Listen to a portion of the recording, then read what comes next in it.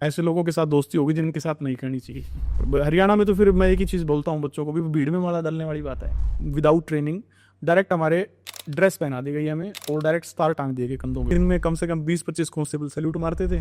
India से नेपाल जा रहे हैं, नेपाल से जो इंडिया लोग आ रहे हैं, वहाँ पे स्मगलिंग बहुत ज़्यादा होती है बॉर्डर पे। तो छोटी छोटी पोस्ट बनी है, जो रास्ते हैं, नाके जो हैं, उनके ऊपर जो है आपकी ड्यूटी होती है। ग्राम पंचायत में ऑफिस होता है, पंचायत सेक्रेटरी का, आप उस ऑफिस में जाके बैठ सकते हो। जैसे पंचायत सीरीज के अंदर जो जॉब है, वही सचिव जी, वही सारे के सारे काम जो है आपको करने हैं। जो तो मजा तो आता होगा सीरीज देख। दिसंबर 2024 में ये कह दो कि 2025 में हम ये एग्जाम लेंगे। ये हमारा शेड्यूल। आप प्रेस वालों को, अखबार वालों को बता दोगे कि भाई सीईटी होगा। बहुत सारी कमियां हैं यूवी सिस्टम में, उन कमियों को और सुधारा जा सकता है। कि ऑनलाइन में एक्टिंग की हर जगह जरूरत है। आजकल नेता भी बहुत एक्टिंग कर रहे हैं ऑनलाइन। तो जो सुनने वाला है ना, पहले वो मेंटली रेडी होता है। तो हमारे यहाँ नहीं है, हमारे यहाँ तो बस तुरंत कैप्सूल बनाओ और पानी में डाल के पिला दो। स्वागत है दोस्तों आज के इस पॉडकास्ट में।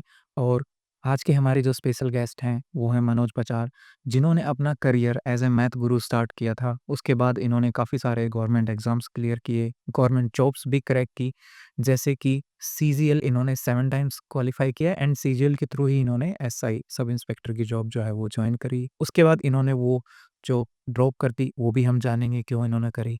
उसके बाद इन्होंने फिर हरियाणा गवर्नमेंट में भी हरियाणा पुलिस और उसके बाद ग्राम सचिव की जो है वो जो क्रैक करी, और अभी ये वर्तमान में हरियाणा की एक पंचायत में एज ए ग्राम सचिव, है ना, पंचायत सेक्रेटरी जो है वो काम कर रहे हैं। तो आज हम इस पॉडकास्ट में जानेंगे इनकी जर्नी के बारे में कि इन्होंने जो अपनी पढ़ाई लिखाई है वो कैसे की, उसके बाद इन्होंने एग्ज़ाम्स प्रिपरेशंस वगैरह कैसे करी, क्या स्ट्रेटजी इनकी रही, उसके बाद इनका जॉब एक्सपीरियंस कैसा रहा। वीडियो में आगे बढ़ने से पहले मैं आपसे एक रिक्वेस्ट करूँगा कि आप चैनल को सब्सक्राइब करें, वीडियो को शेयर करें, लाइक करें, क्योंकि स्पेशल गेस्ट को लाने में और ये वीडियोस बनाने में बहुत एफर्ट लगता है। तो अगर आप सब्सक्राइब करेंगे, शेयर करेंगे, ज़्यादा से ज़्यादा दोस्तों तक पहुंचाएंगे इन वीडियोस को, मुझे भी एक मोटिवेशन मिलेगा और मैं भी अलग अलग तरह के गेस्ट जो है वो आपकी गाइडेंस के लिए लेके आऊँगा। और इस चैनल पर आपको सभी तरीके के गेस्ट मिलेंगे। गवर्नमेंट जॉब्स की आप प्रिपरेशन कर रहे हो या कॉर्पोरेट जॉब्स की आप प्रिपरेशन कर रहे हो, करियर से रिलेटेड कोई एडवाइस चाहिए आपको, तो अलग अलग तरह की जो है इंफॉर्मेटिव वीडियोस आपको मिलेगी। तो चलिए स्टार्ट करते हैं, मिलते हैं आज के पॉडकास्ट में।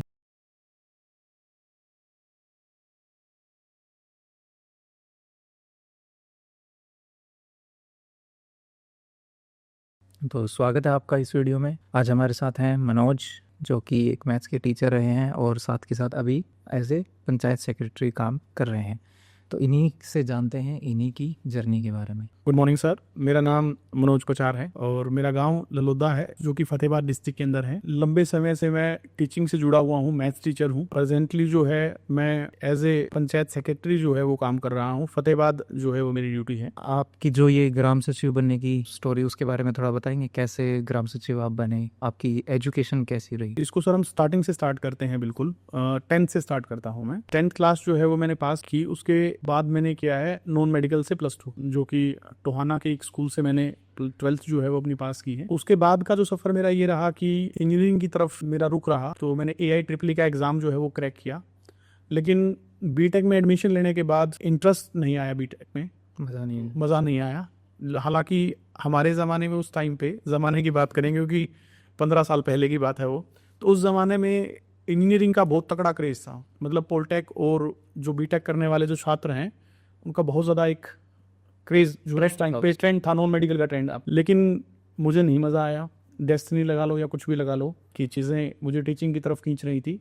तो उसके बाद मैंने अपने हिसार के CRM जाट कॉलेज में जो है BSc नॉन मेडिकल में जो है एडमिशन उसके बाद मैंने लिया 2011 से 2013 के सेशन में। हालांकि मैंने अपनी जो 3 साल की जो डिग्री है वो बीटेक की तरह 4 साल में पूरी की, क्योंकि फाइनल ईयर में मैं फिजिक्स में रह गया था। देखो, होता है ऐसा, क्योंकि यूनिवर्सिटी काफ़ी फेमस है इन चीज़ों के लिए, बच्चे को कहीं ना कहीं रख देती है। 2014 में जो है वो मैंने अपनी BSc जो है वो क्या की, कंप्लीट की। तो BSc के साथ साथ फर्स्ट ईयर में मैं यहाँ हिसार रहता था, तो मुझे लगा कि कुछ ना कुछ अर्निंग का सोर्स आपके पास होना चाहिए। सेल्फ डिपेंडेंट जो है वो मैंने बनने की कोशिश की। तो उसके लिए मैंने +1 और +2 को पढ़ाना स्टार्ट किया सबसे पहले। तो मैं पढ़ाता था बस स्टैंड पे, एक अकेडमी हुआ करती थी, बेस अकेडमी। हाँ, वहाँ से मैंने अपने करियर की शुरुआत की 2011 में। तो मेरे पास जो अपना PGSD स्कूल है या अपना जो गवर्नमेंट जहाजपुर वाला स्कूल है, उसके काफ़ी बच्चे जो हैं +1 क्लास के और +2 क्लास के जो है ट्यूशन्स के लिए आते थे। उस टाइम पे इतना मतलब फाइनेंशियली जो है एक मैटर नहीं था, मेन चीज़ था कि भाई खुद के खर्चे जो हैं वो एक बार हम निकालना स्टार्ट कर दें, भाई खुद का हो जाए, कुछ खुद के शौक पूरे कर लें, जो भी बेसिक्स हैं वो चीज़ें जो है वो कंप्लीट हो जाएं। तो उस टाइम पे मैं 70-30 में जो है वो पढ़ाता था, मतलब कमीशन बेस जिसको आप कह सकते हैं, कि जो भी बच्चे की फ़ीस आई उस टाइम शायद से जहाँ तक मुझे ध्यान है 2,000 रुपये जो है वो एक सेमेस्टर की फ़ीस होती थी बच्चे की। तो 70% टीचर ले जाता था, 30% जो है अकेडमी का जो ओनर है वो रख लेता था। तो इस टाइप से जो है टीचिंग मैंने स्टार्ट की 2011 के अंदर। तो ये आप बीएससी के साथ ही कर रहे थे? हाँ, ये मैं बीएससी के साथ कर रहा था। जैसे कॉलेज के बाद, जैसे कॉलेज फ्री होता था 2 या 3 बजे, उसी टाइम बच्चों की स्कूल की छुट्टी होती थी, तो कॉलेज के तुरंत बाद जो है वो पढ़ाने के लिए मैं बस स्टैंड चला जाता था। जो भी +1 2 के बच्चे आते थे उनकी जो 2 से 3 घंटे का जो है आपका सेशन रहता था, तो उन बच्चों को, ज़्यादा बच्चे नहीं थे उस टाइम पे, ये मान के चलो कि हार्डली 7 या 8 बच्चे होते थे। तो एक टेबल और चेयर होती थी, टेबल के सराउंडिंग थोड़ी में, सी जगह में ही हाँ थोड़ी सी जगह में, बस जस्ट एक, जैसे जिस रूम में हम शूट कर रहे हैं इतना ही साइज का एक रूम होता था। और टेबल चेयर, बोर्ड पे पढ़ाने का कंसेप्ट नहीं था उस टाइम पे, कॉपी पे जो है वो मैं बच्चों को जो भी अपना +1 और +2 का एलिमेंट्स का मैथमेटिक्स होता था, तो क्योंकि मैंने तैयारी अच्छे से कर रखी थी, AIEEE का एग्जाम दिया था, तो मैं अच्छे से, मेरे कंसेप्ट क्लियर थे +1 2 के, तो मैं अच्छे से इनको पढ़ा लेता था। इतने से ही मेरा जो है वो गुजारा चल जाता था। उसके बाद जब 2013 तक मैं इसी टाइप से पढ़ाता रहा, हालांकि मैंने अपग्रेड भी किया, साथ साथ जब मैं सेकंड ईयर में हो गया था तो मैं फर्स्ट ईयर वालों को पढ़ाना स्टार्ट कर दिया। जब मैं फाइनल ईयर में हो गया था तब मैंने फर्स्ट ईयर और सेकंड ईयर दोनों को पढ़ाना स्टार्ट कर दिया था। बैचेस जो है वो इंक्रीज हो गए, क्योंकि ना देखो दोनों ही मैटर थे, एक तो मज़ा आने लग गया था उस चीज़ के अंदर, और दूसरी चीज़ पैसा भी आ रहा था। एक आप +2 पास, बहुत सारे ऑडियंस देख रहे हो +2 पास होंगे, +2 पास होते होते आप 30,000 पर मंथ कमाने लग जाओ। उस आज से 15 साल पहले 30,000 आज के मान के चलो कि 1 लाख रुपए तो हैं। बिल्कुल। तो मुझे बहुत ज़्यादा मज़ा आने लगा था कि भाई और ज़्यादा पढ़ाना है, और ज़्यादा, और इसमें क्या है, देखो मेहनत बहुत ज़्यादा लगती थी। रात को पहले तो वो सारा का सारा पढ़ना भी जो आपको अगले दिन प्रेजेंट करना है, और वो फिर अगले दिन जाके एज इट इज़ पढ़ाना, और अगर आपका बीच में एक भी दिन मिस हो गया ना, तो ये मान के चलो अगले दिन आपको छुट्टी करनी पड़ती थी, क्योंकि कंटेंट उतना ही होता था कि भाई अगले दिन आप एज इट इज़ जाके पढ़ा सको। क्योंकि ना पढ़ाने के लिए, स्टार्टिंग में पढ़ाने के लिए बहुत ज़्यादा मेहनत लगती है। जब आपको पढ़ाते पढ़ाते अच्छा टाइम हो जाता है, 2 3 4 साल हो जाते हैं, तो आपको चीज़ें ना उन आपके फिंगरप्रिंट्स पे हो जाती हैं। आपको खुद को आना और बच्चों को उसकी डिलीवरी देना, दोनों चीज़ों में मतलब फ़र्क होता है, क्योंकि बच्चा सामने से कोई भी क्रॉस क्वेश्चन कर सकता है। आप खुद पढ़ें तो क्या पता 10 में से आप 6 कंसेप्ट पढ़ के काम चला लें अपना भी एग्जाम के पॉइंट ऑफ व्यू से, लेकिन आपको बच्चे को पढ़ाना है तो 10 के 10 कंसेप्ट जो हैं आपके क्लियर होने चाहिए, क्योंकि बच्चा सामने से कुछ भी पूछ सकता मेरा। फिर उसके बाद पढ़ाई? उसके बाद ऐसे पढ़ाते पढ़ाते मैंने ठीक ठाक अपना एक फाइनेंशियल बैकअप बनाया। फिर मुझे लगा कि हमेशा तो ऐसे चलेगा नहीं, और हमारे टाइम पे क्या था कि थोड़ा सा अवेयरनेस का बहुत ज़्यादा फ़र्क था। अब तो बच्चों को ना 10th क्लास के बच्चों को ये बताया कि SSC CGL का एग्ज़ाम क्या होता है, UPSC का एग्ज़ाम क्या होता है, क्या क्या सिलेबस आता है, कौन से वेरियस जो गवर्नमेंट एग्जाम्स के बारे में सबको पता होता था। लेकिन उस टाइम पे क्या था, सबसे बड़ी चीज़ यूट्यूब नहीं था, इंटरनेट नहीं था तो वो डाटा इतना ज़्यादा महंगा था कि हर कोई अफोर्ड नहीं कर पाता। ये नहीं था उस टाइम, थोड़ा बहुत ठीक है। हाँ, म्यूजिक सुन लिया, और कीपैड वाले मोबाइल्स होते थे सबके पास, टच स्क्रीन वाला फ़ोन आया नहीं था 2013 में। इतनी ईजी नहीं थी चीज़ें जैसा हमें लगती। एक दिन हम 2 दोस्त बैठे थे, हम आपस में डिस्कशन हुआ कि अब हम क्या करेंगे। BSc तो हो गई कंप्लीट, ग्रेजुएशन पूरी हो चुकी है। आजकल के बच्चों को देखते हैं तो क्या करते हैं, ग्रेजुएशन के साथ साथ तैयारी करना स्टार्ट करते हैं, +2 के बाद ही लग जाते हैं तैयारी करना। लेकिन उस पहले ऐसा नहीं था, पहले सभी बच्चे कॉलेज लगाते थे। आजकल तो क्या है कि कॉलेज वाले वेट करते रहते हैं कि बच्चे कॉलेज में आएंगे, आते ही नहीं है बच्चे, एडमिशन्स नहीं है। हमारे ज़माने में तो एक बात मुझे ध्यान है कि JGU में MSc मैथ्स करना चाहते थे हम, तो हमने एंट्रेंस दिया तो हमारा रैंक इतना बड़ा आया था जैसे फ़ोन नंबर हो तो एडमिशन्स नहीं होते थे। आज ये हाल है कि JGU में अगर MSc मैथ्स में आपको एडमिशन लेना है ना, 3 या 4 काउंसलिंग हो चुकी है, उसके बाद फिजिकल काउंसिल हो चुकी है, और कोई भी चाहे तो डायरेक्ट एडमिशन ले सकता है। उस टाइम पे नहीं होता था। आपको यूनिवर्सिटी में रेगुलर MSc के किसी भी, मतलब आप केमिस्ट्री से करना चाहते हैं, फिजिक्स से करना चाहते हैं, मैथ से, बॉटनी, जूलॉजी, तो उसके लिए प्रॉपर एक एंट्रेंस एग्जाम होता था, वो क्रॉस करके ही आपको जाना पड़ता था। लेकिन आज वो चीज़ नहीं, क्योंकि बच्चों का मोह भंग हो चुका है उससे। फिर हमें लगा गवर्नमेंट जॉब के बारे में हमें कुछ ना कुछ, एक फ्यूचर सिक्योरिटी के बारे में हमें सोचना चाहिए। तो हमें एक भैया मिले, वो यहाँ FCI में जॉब लगे हुए थे। SSC के थ्रू जो है FCI की वैकेंसीज आती थी पहले, तो उसके थ्रू वो यहाँ पर असिस्टेंट मैनेजर लगे हुए थे, जयपुर के थे वो। तो उन्होंने हमें फर्स्ट टाइम, आप मानोगे नहीं, आपको ये काफ़ी अजीब लगेगा कि आपको फाइनल ईयर करने के बाद ये पता चला था कि भी SSC CGL नाम का एक एग्जाम होता है। आज तो बच्चे को 10वीं वाले बच्चे को पूछो SSC CGL क्या, वो सब बता देगा, आपको सब्जेक्ट्स भी बता देगा कि क्या क्या चीज़ें होती हैं। लेकिन उस टाइम पे इतनी अवेयरनेस नहीं थी, तो उसने हमें बताया कि भाई ऐसे ऐसे जो है CGL का एग्ज़ाम होता है। सीनियर थे काफ़ी, मतलब 35 के आसपास उनकी एज थी। तो उन्होंने बताया कि आप ऐसे करो, दिल्ली जाके कोचिंग करो, और एक प्री होगा, फिर मेंस होगा, और फिर आपका इंटरव्यू होगा, क्योंकि 2015 तक सीजीएल के अंदर इंटरव्यू होता था 100 मार्क्स का। उसके बाद जो है वो बंद हुआ है 2015 के बाद। तो उस टाइम पैटर्न यही था, एक प्री होता था, फिर मेंस और फिर इंटरव्यू। अपने यहाँ हिसार में ऐसे ऑप्शंस भी नहीं थे कि जो उसकी तैयारी करवा दें। उससे पहले मैंने सोचा कि यहाँ का कुछ ट्राई कर लेते हैं। तो यहाँ एक बैंकिंग इंस्टीट्यूट था जहाँ से मैंने अपने बैंकिंग की तैयारी स्टार्ट कर दी फिर। और फिर बैंकिंग की तैयारी करते करते करते कुछ मज़ा नहीं आया। कुछ एक दो लोग ऐसे मिले कि ना, बैंक की जो प्रोफाइल काफ़ी मतलब हेक्टिक होती है, आप पूरे दिन बैठे बैठे चेयर पे, मतलब आपका बुरा हाल हो जाएगा। रात को 10-10 बजे जो है बैंक पीओ अपने घर आता है, जब तक कैश नहीं मिलता, तब उस टाइम पे जो बता देता था वो मान लेते थे। ठीक है, आज भी ऐसा ही है। आज भी ऐसे ही है। तो हमें लगा कि भाई नहीं, बैंक तो नहीं। हमारे मन में एक जगह से आया कि क्यों ना यार यूपीएससी करते हैं। भाई कहीं से सुनने को मिल गया कि आईएएस आईपीएस बनते हैं, हो जाता है यार, जैसे मतलब फिल्म में देख लिया कोई आईएएस आईपीएस को। वैसे एक वो अमिताभ बच्चन वाली फिल्म नहीं थी, क्या थी वो, जिसमें वो जहर वाली खीर खा लेता है? अच्छा, सूर्यवंशम। हाँ, सूर्यवंशम। वहाँ से भी थोड़ा सा मतलब कहीं से भी इंस्पिरेशन मिल जाता है, वो हमें मिल गया कि आईएएस बनते हैं ना यार। तो मैं और एक मेरा दोस्त, हम दोनों के दोनों जो हैं बैग पैक करके और दिल्ली मुखर्जी नगर चले गए। ये बात है 2013 लास्ट था, उस टाइम जो है हम दिल्ली चले गए। तो हमने यूपीएससी में एडमिशन जो है एक इंस्टीट्यूट में लिया, प्रीलिम्स के लिए ही था। उस टाइम पे सी सेट का काफ़ी चर्चा थी, क्योंकि सी सेट उस टाइम पे आया था, इंट्रोड्यूस किया था यूपीएससी ने।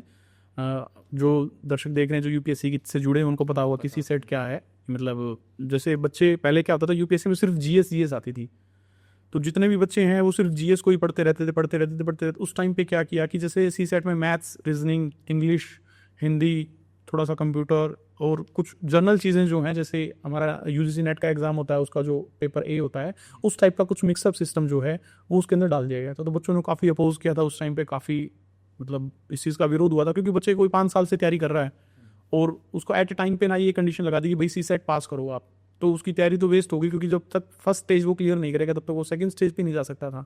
तो एकदम, क्योंकि यूपीएससी ऐसा नहीं है कि आप गए और 6 महीने में करके आ गए, बहुत सारी चीज़ें जो है आपको त्याग करनी पड़ती हैं। हमसे वो त्याग नहीं हुई, तभी हमसे वो नहीं हुआ।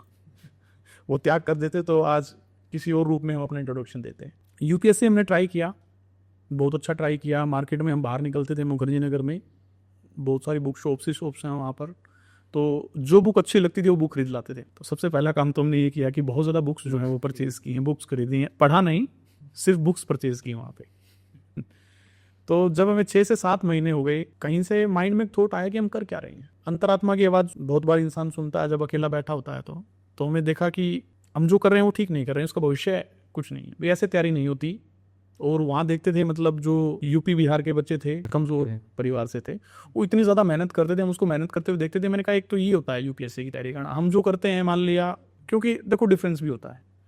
अपने को यहाँ क्या है कि हमने घर पे फ़ोन किया कि जी इतने पैसे चाहिए, उस टाइम गूगल पे, फ़ोन पे हालांकि ये चीज़ नहीं थी, तो घर वाले बैंक में डलवा देते थे, एटीएम से निकलवा लेते थे, इतनी सी कहानी थी।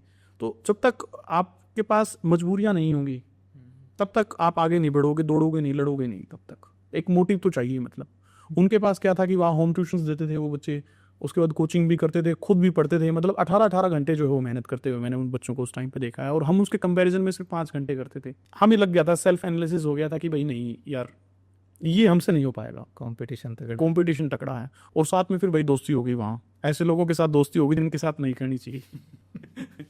जिन्होंने पढ़ने दिया, जिन्होंने कहा कि भैया क्या क्या कर रहे हो तुम, बोला भाई ऐश लो, ऐश लेने आए हो यहाँ पर, मजे करो भाई, एक ही तो लाइफ मिली है। यूपीएससी उस टाइम पे जो है वो नहीं हो पाया। इंसान से एक बड़ा एग्जाम नहीं होता तो उससे छोटे एग्जाम की तरफ जो है उसमें उम्मीद अपनी झांकने लगता है। हमेशा ही होता है, हमें कोई बड़ी चीज़ नहीं मिल पाती तो हम उससे छोटे की तरफ देखते हैं।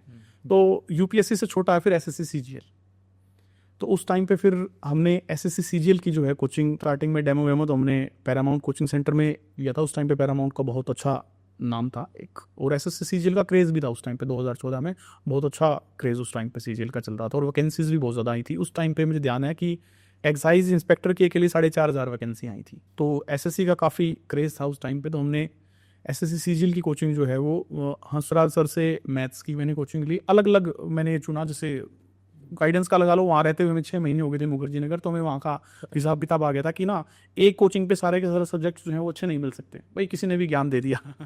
तो हमने मैथ्स अलग लिया, रीजनिंग अलग ली, जीएस अलग ली, इंग्लिश अलग ली। फिर सभी सब्जेक्ट्स जो हैं वो हमने अलग अलग ले लिए। फिर लास्ट में 3-4 महीने जब हमें वो पढ़ते होगे तो हमें ना फिर वही बात है, भी जो चीज़ आपने पढ़ाई हो जिसमें इंटरेस्ट हो उसकी तरफ ही आपका जो है अट्रैक्शन बढ़ता जाता है। तो फिर हम मैथ्स को तो पूरा का पूरा सिंसियरली करते थे, सारा का सारा डेली का काम डेली करते थे।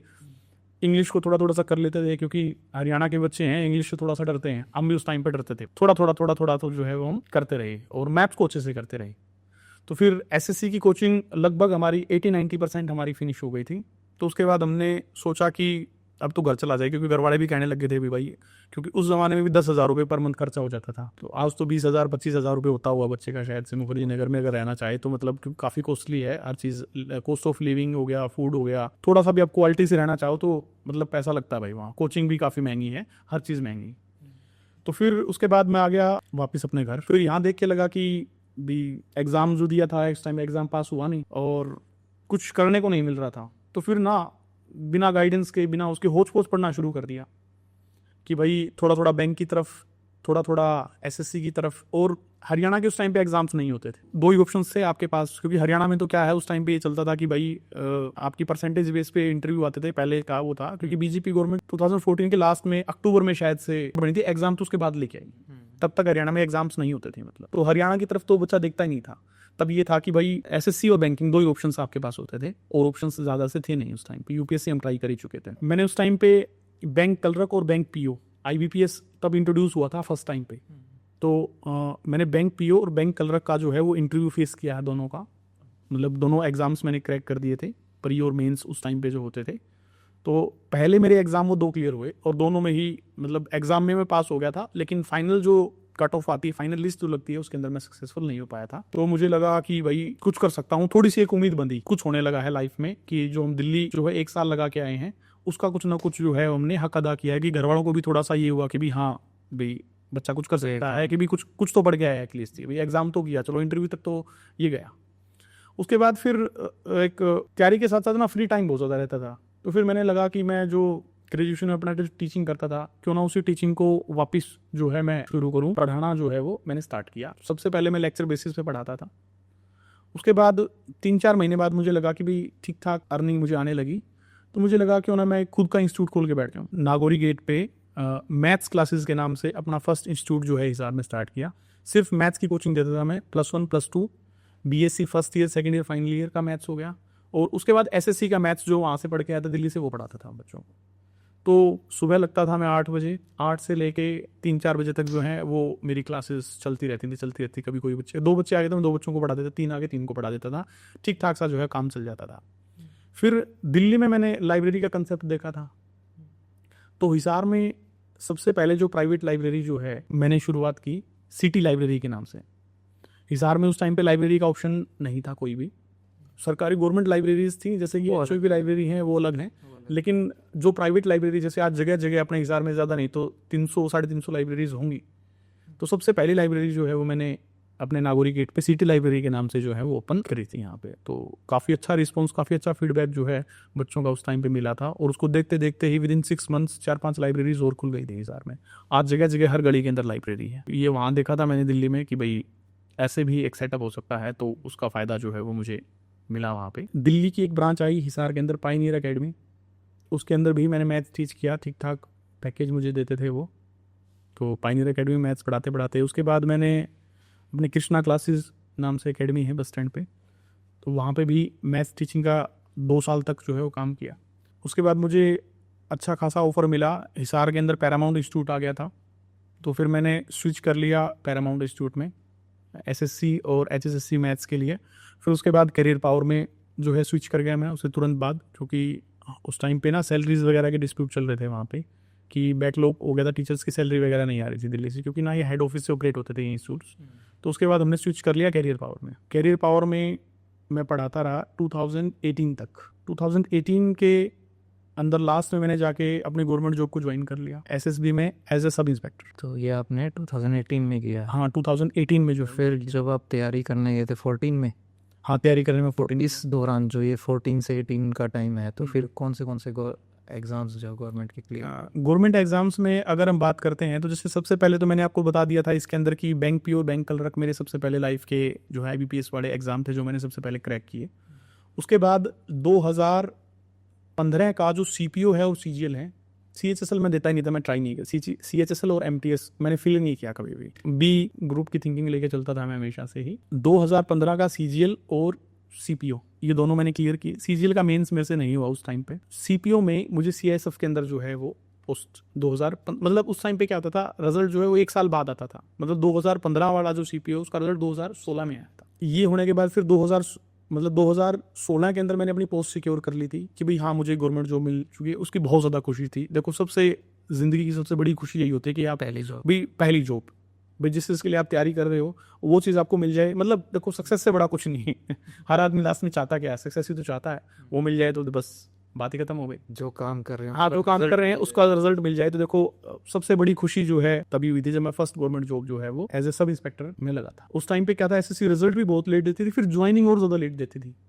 तो आपका एक रिजल्ट से दूसरे मतलब उसकी फाइनल ज्वाइनिंग के बीच में आपके पास ऐसा होता था कि अगला पूरा का पूरा एग्जाम आप दे सकते थे। तो मैंने 2016 का CGL भी काफ़ी अच्छे मार्क्स थे मेरे, प्री में भी और मेंस में भी।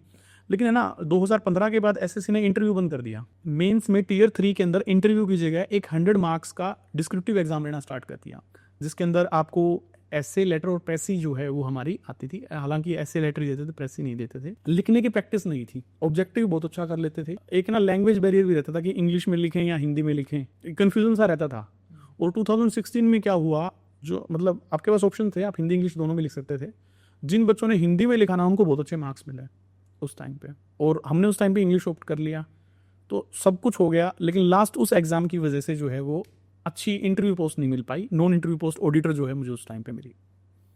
और इधर से CPO मैंने किया 2016 वाला, पहला ऑनलाइन 2000 SSC ने इंट्रोड्यूस जब किया था 2016 में ही किया था, जब ऑनलाइन एग्जाम होता था। उससे पहले सारे के सारे एग्जाम्स जो हैं वो ऑफलाइन होते थे SSC के। उसके अंदर क्या हुआ कि प्री हो गया, मेंस हो गया, फिजिकल हो गया। उसके बाद मुझे उसके अंदर 2016 वाले में BSF का सब इंस्पेक्टर जो है वो मुझे मिला मेंस में, क्योंकि ना CPO में 2200 मार्क्स की ना इंग्लिश रहती है, तो वो अच्छा स्कोर नहीं हो पाया। उस वजह से जो है वो अच्छी पोस्ट सिक्योर नहीं हो पाई। तो 2016 का रिजल्ट आया 2017 में, तो तब मुझे मिला BSF का सब इंस्पेक्टर, और CGL के अंदर ऑडिटर की जो है पोस्ट मुझे मिली। तो फिर से वही बात, क्योंकि पहले वाली पोस्ट मेरे पास सिक्योर थी, फिर से मैं एक और जॉब और लग गया, SSCPO वाली भी और CGL वाली भी। फिर दोनों में कन्फ्यूजन पैदा हुआ। ऑडिटर उस टाइम पे नॉन इंटरव्यू पोस्ट थी और 2800 ग्रेड पे में आती थी। मुझे बहुत दूर पोस्टिंग मिली उसकी वजह से, साउथ के अंदर पोस्टिंग मिली। तो मुझे लगा, और CPO में मुझे मिल गई BSF, तो ना तो वो ज्वाइन करने लायक ना वो ज्वाइन करने लायक। इधर से मैं पढ़ा रहा था, ठीक ठाक अर्निंग आ रही थी, जितना मैं वहाँ जाके लेता उससे डबल मैं यहाँ कमा रहा था। कंपैरिजन हो गया। हाँ कंपैरिजन हो गया दोनों का। फिर मैंने कहा यार चलो तैयारी तो चल रही है, साथ में अर्निंग भी चल रही है, घर वाले भी सेटिस्फाई थे, मैं खुद भी सेटिस्फाई था, सोसाइटी भी हालांकि कुछ हद तक सेटिस्फाई थी। सोसाइटी को आपको भी सेटिस्फाई कर नहीं सकते कभी क्योंकि सोसाइटी ये कहने लगी थी कि भाई ये कहता रहता है कि भाई ये जॉब लग गया वो जॉब लग गया, जाता कभी है नहीं। और से गाँव में नहीं कहने लग जाते, ठीक है। अभी मैं भी ग्रामीण पृष्ठभूमि से हूँ, तो गाँव में कहते रहते हैं बोले फलाना का छोरा भाई बोले नु कह दे मैं फलानी नौकरी लाग गया या लाग गया, और भाई ये जंदा है नहीं बोले भाई मेरा नहीं, लाग रहा कौन लाग रहा है, बकवास करे। हाँ इस टाइप की मतलब वो बकवास करे जाओ बोले बेटा भाई। मतलब गांव में आप ज्वाइन करके चले जाओ उनके सामने, वर्दी पहन के चलाओ, फिर वो मानेंगे भी हाँ भाई फलाना लाग रहा भाई छोरा। उसके बाद तक आप कुछ भी करते रहो, चाहे आप UPSC में 1 नंबर से रहे, उनके लिए वेस्ट है भाई। नहीं अब तो एक कदम और आगे चले गए हैं कि आप वर्दी भी पहन के चले जाओ और 6-7 महीने तक लगातार करने तो मानेंगे थे, कहेंगे एक दिन तो ऐसे ही पहन के आ गया होगा कोई। हाँ बोले कि नहीं, निकाल देती है ना आजकल सरकार। किसी की मांगी हुई बोले पैर ली होगी। नहीं आजकल वो भी है कि कुछ ऐसे हुए थे ना यहाँ के, जैसे कि अभी ज्वाइनिंग होगी और हाँ, 3 महीने बाद इस टाइम मेरा तलवार लटक गई। हाँ ये जो 20 ग्रुप्स हैं इनका केस चल रहा है अब तक, बेचारों के रिश्ते बीच में अटके हुए इसकी वजह से कि भाई लड़का अगर पोस्ट पे रह गया तो लड़की दे देंगे, नहीं तो भैया होल्ड करके रखी हुई है उस लोगों ने। रिश्ते होल्ड हैं जो। हाँ रिश्ते होल्ड हैं ये ग्रुप 20 की वजह से। मतलब सरकार को करना चाहिए इस मामले में कुछ, तो मैं ये बीच में लटकाने वाली चीज़ है वैसे। अभी ऐसा नहीं है कि आप ड्रेस पहन के चले गए तो कंफर्मेशन मिल गया सोसाइटी को। हाँ ये कंफर्मेशन चलो उस टाइम की बातें और थी। धीरे धीरे सोशल मीडिया है, अपडेट्स हैं, लोग धीरे धीरे अपडेट होते रहते हैं इस मामले में। तो उसके बाद फिर 2017 का दोबारा से फिर वही मैं 2 ही एग्जाम देता था। मान ली हरियाणा के एग्जाम्स हालांकि होने लग गए थे, लेकिन वो इंटरेस्ट नहीं था। बस इंटरेस्ट ही हमारे दिमाग में ये थीम डाल दी गई थी कि भाई इनकम टैक्स इंस्पेक्टर और एक्साइज इंस्पेक्टर यही होते हैं जो होते हैं भगवान, यही बेस्ट है। हमें ये पता कि भी लगना तो ये लगना है। एक वहाँ पे जैसे मुखर्जी नगर में तैयारी कर, तो वहाँ पे भी ऐसा ही था, सब बच्चे वो SSC का ओरा यही क्रिएट कर रखा था कि भाई जैसे फिल्मों में नहीं दिखा देते थे क्या कि भाई इनकम टैक्स इंस्पेक्टर क्या होता है, किसी का भी कॉलर पकड़ के उसको रेड मार सकता है, मतलब समझ गए, पावर और पैसा। दो चीज़ें जो है वो इंट्रोड्यूस की जाती थी। हाँ, और काफ़ी चार्म वाली पोस्टिंग भी थी एसएससी के अंदर, जैसे कि अपने कस्टम इंस्पेक्टर्स हो गए, वो उसके दौरान वाली फीलिंग। हाँ ऑफिसर वाली फीलिंग आती थी एक्चुअल में। एमई हो गया, मिनिस्टर ऑफ एक्सटर्नल अफेयर्स हो गया, कि आपको फॉरेन में जो है गवर्नमेंट जॉब करने का जो है वो मौका मिलता है, डबल सैलरी मिलती है, इंडियन अलग और वहाँ के हिसाब से अलग। तो ऐसी ऐसी पोस्टें थी। तो ये हरियाणा वाली जो है जो वैकेंसीज निकलती थी इनमें इंटरेस्ट, हाँ प्रायोरिटी नहीं थी, इंटरेस्ट क्रिएट नहीं होता था। एक उनकी कमी क्या थी कि एग्जाम पैटर्न नहीं था, एक एग्जाम का कैलेंडर नहीं था, एक वो भी एक पॉइंट था। हमें ऐसे आदत पड़ी हुई थी कि एसएससी के हिसाब से भी हर साल फॉर्म निकला, प्री हुआ, मेंस हुआ, प्रोसेस कंप्लीट हो गया। आपसे नहीं हुआ वो अलग मुद्दा है, लेकिन प्रोसेस एक जेन्युइन होता था, क्लैरिटी थी कि कब फॉर्म निकले, कब हाँ एग्जाम, कब एग्जाम होगा और कितने दिन पढ़ना। हाँ हमें उसके लिए प्रिपेयर में मतलब आप कर सकते थे, कंटिन्यूटी जो है वो आप अपनी दे सकते थे। हरियाणा में नहीं, हरियाणा में नहीं है, बिल्कुल दुर्भाग्य की बात है कि ये तो अभी भी नहीं है, अभी भी नहीं है, बिल्कुल सरकार को करना चाहिए। 11 साल हो गए। हाँ 11 साल हो गए हरियाणा में। तो फिर मैं एक ही चीज़ बोलता हूँ बच्चों को भी, भीड़ में माला डालने वाली बात है। आपकी पूरी पीक पे तैयारी हो और उसी टाइम आपका पेपर हो जाए तो आप पार, आपके माला डल गई भाई, दोनों तरह की माला डल जाएगी, नौकरी वाली भी शादी वाली भी, कि उसी पर टिकी हुई है जी शादी तो। ये तो है। हाँ एसएससी का है पैटर्न, देखो मज़ा भी है उस पैटर्न का, लड़ने का भी मज़ा है। सिलेबस जब आपके पास डिफाइन हो कि भाई ये चीज़ इतने मार्क्स की आएगी तो आप उसका अपना 100% दे सकते हो उस चीज़ में। प्रिपरेशन भी अपनी प्लान कर सकते हो ना कि अगर फिर 2017 में क्या हुआ, सीजीएल और सीपीओ दोनों के प्रीलिम्स मैंने कर दिए। फिर मेंस के टाइम पे सीजीएल में क्या हुआ, उस टाइम पे माल प्रैक्टिसेस जो है वो यूज़ हुई थी, पेपर लीक हो गया था, बच्चों ने काफ़ी टाइम तक जो है वो तक धरना दिया था, काफ़ी टीचर्स ने भी सपोर्ट किया था, जैसे अभी भी चल रहा है एसएससी वाला मामला। तब क्या हो गया, उसका मेंस कैंसिल होकर फिर से दोबारा हुआ था 2017 का कुछ शिफ्ट का, तो वो डिस्टर्ब हो गया मतलब मेरा उस टाइम पे मेंस। सीपीओ की फिर मुझे आदत पड़ी हुई थी, 2 बार सब इंस्पेक्टर लग चुका था, तो तीसरी बार मतलब मेरे लिए कोई मुश्किल चीज़ नहीं थी वो। हालांकि जब मैंने फर्स्ट टाइम फिजिकल किया तो बहुत ज़्यादा मुझे दिक्कतों का सामना करना पड़ा। तो फिर उसमें मुश्किलें क्या कैसी आई? मुश्किल ये आई कि ना एसएससी सीपीओ में वैसे जॉब लगना बहुत आसान काम है, उसके पीछे कारण है। जैसे एग्जाम है, जो सीजीएल का पैटर्न है प्रीलिम्स का, वही सीपीओ का पैटर्न है, तो प्रीलिम्स आपका हो जाता है इजीली। मेंस में क्या आती है, सिर्फ आती है इंग्लिश, 200 मार्क्स की इंग्लिश आती है। लेकिन समस्या क्या आती है कि प्री और मेंस के बीच में होता है आपका फिजिकल स्क्रीनिंग, जो टेस्ट होता है फिजिकल का, उसके अंदर आपकी रनिंग होगी 1600 मीटर की, 1600 मीटर्स की जो है वो रनिंग होती है, एक 100 मीटर का शूट हो गया, एक लॉन्ग जंप हो गया, एक हाई जंप हो गया और एक शॉर्ट पुट हो गया। ठीक है, ये कुल मिला के ना आपके 5 इवेंट्स होते हैं। अमूमन बच्चा क्या होता है जो आपका अर्बन बैकग्राउंड से है, वो एग्जाम में अच्छा परफॉर्म कर लेगा, लेकिन वो मतलब जनरलाइज नहीं कर सकते, सब पे लागू नहीं होती इस बात की, लेकिन मैं 80 या 90% की बात कर रहा हूँ। अगर कोई स्पोर्ट्स वगैरह में एक्टिव है तो वो तो हाँ वो कर लेगा। लेकिन आप ये मान के चलो कि जो प्योर अर्बन बैकग्राउंड से है उसकी फिजिकल एक्टिविटीज में ना इतनी ज़्यादा परफॉर्मेंस इंडोरेंस इतनी नहीं रहती जितनी अपनी ग्रामीण बैकग्राउंड से जो बच्चे हैं उनकी रहती है। ग्रामीण और बच्चों को क्या होता है, अब तो चलो अग्निवीर आ गया, उस जमाने में अगर आपने आर्मी की रेस की तैयारी की है ना, तो आर्मी वाले बच्चों को आप ये बता दो कि भाई सीपीओ में ना 1600 मीटर की दौड़ है ना 6.5 मिनट ले, बस आर्मी वाले कर देते हैं उसको 4.5 मिनट में, और वहाँ मिल रहे हैं 6.5 मिनट, तो उनको तो कुछ नहीं लगती। लेकिन उनसे पेपर पास नहीं होता, तो जिनसे पेपर पास होता है उनसे फिजिकल पास नहीं होता। सीपीओ का सबसे बड़ा फंडा यही है कि आपका फिजिकल जो है वो क्या होना चाहिए, स्ट्रॉन्ग होना, फिजिकल और मेडिकल, मतलब मेडिकली फिट होने चाहिए। मतलब ये है कि अगर फिजिकली स्ट्रॉन्ग, हाँ फिजिकली स्ट्रॉन्ग है, पढ़ाई में ठीक है, अबव एवरेज है, तो आप इजीली सिक्योर कर सकते हो पोस्ट को बिल्कुल आराम से। मैंने भी मतलब फिजिकली एक्टिविटीज काफी कम, मेरा ध्यान था उनकी तरफ। तो जो फर्स्ट फेज था, फर्स्ट टाइम जो मैंने सीपीओ का फिजिकल किया, तो उस टाइम पे बहुत ज्यादा स्ट्रगल जो है वो करना पड़ा था, बहुत ज्यादा से डर लगता था। मतलब बिल्कुल ये मान के चलो कि एक एज पे जो है वो मेरी रनिंग कंप्लीट हुई थी। और हाई जंप में मतलब बच्चे 2 ही इवेंट्स में सबसे ज्यादा बाहर होते हैं सीपीओ में, एक तो रनिंग में और दूसरे हाई जंप में सबसे ज़्यादा मोस्ट, मतलब ये मान के चलो कि उस टाइम पे 45,000 टू 50,000 50,000 के आसपास बच्चे जो हैं वो फिजिकल के लिए स्क्रीनिंग के लिए बुलाते थे। हार्डली 9 से 10,000 बच्चे जो हैं वो पास होते थे, कभी 8,000 हो गए, कभी 9,000 हो गए, कभी 10,000 हो गए 50,000 में से। ये सीपीओ का जो है सिनेरियो रहता था। और ये मान के चलो कट ऑफ भी ना 200 मार्क्स में से प्रीलिम्स की 108 नंबर चलेगी, 117 नंबर चलेगी, 104 नंबर, मैंने 98 भी कट ऑफ देखी है फर्स्ट टाइम तक, 98 नंबर 200 में से जाती थी। क्योंकि बहुत सारे बच्चों को क्या है फिजिकल के लिए बुलाते थे, क्योंकि उनको पता था कि सिर्फ 20% बच्चे, आप देख लो 20% बच्चे ही जो हैं वो फिजिकल पास कर पाते थे। तो टफ टास्क था मतलब ये। और फिर मेंस में इंग्लिश आती है, इंग्लिश फिर 200 नंबरों की आती थी अकेली। स्टार्टिंग में इंग्लिश से बहुत डरता था, मैं आपको बताऊं क्लियरली, बहुत ज़्यादा मेहनत की, बहुत ज़्यादा पढ़ा। और एसएससी का ना फिक्स सा सिस्टम है कि मतलब जो आपका मेंस होता था, सीपीओ का मेंस है, सीजीएल का मेंस, सेम सिलेबस था दोनों के अंदर, कि 45 मार्क्स के हैं एक्टिव पैसिव वॉइस और नरेशन ये आते थे। फिर आपके 10 नंबर की ईडीएम फ्रेजेस आ गए, वन वर्ड सब्स्टिट्यूशन आ गए, और फिर 20 मार्क्स के एरर आते थे। 20 मार्क्स का क्या हमारा जो है सेंटेंस इंप्रूवमेंट आती थी, फिर कॉम्प्रीहेंशन आता था, क्लोज टेस्ट आते थे। मतलब ये सारा का सारा फिक्स था, बिल्कुल कुछ चेंजेस नहीं होते थे। और प्रीवियस ईयर बहुत चीज़ें रिपीट होती थी बार बार बार बार।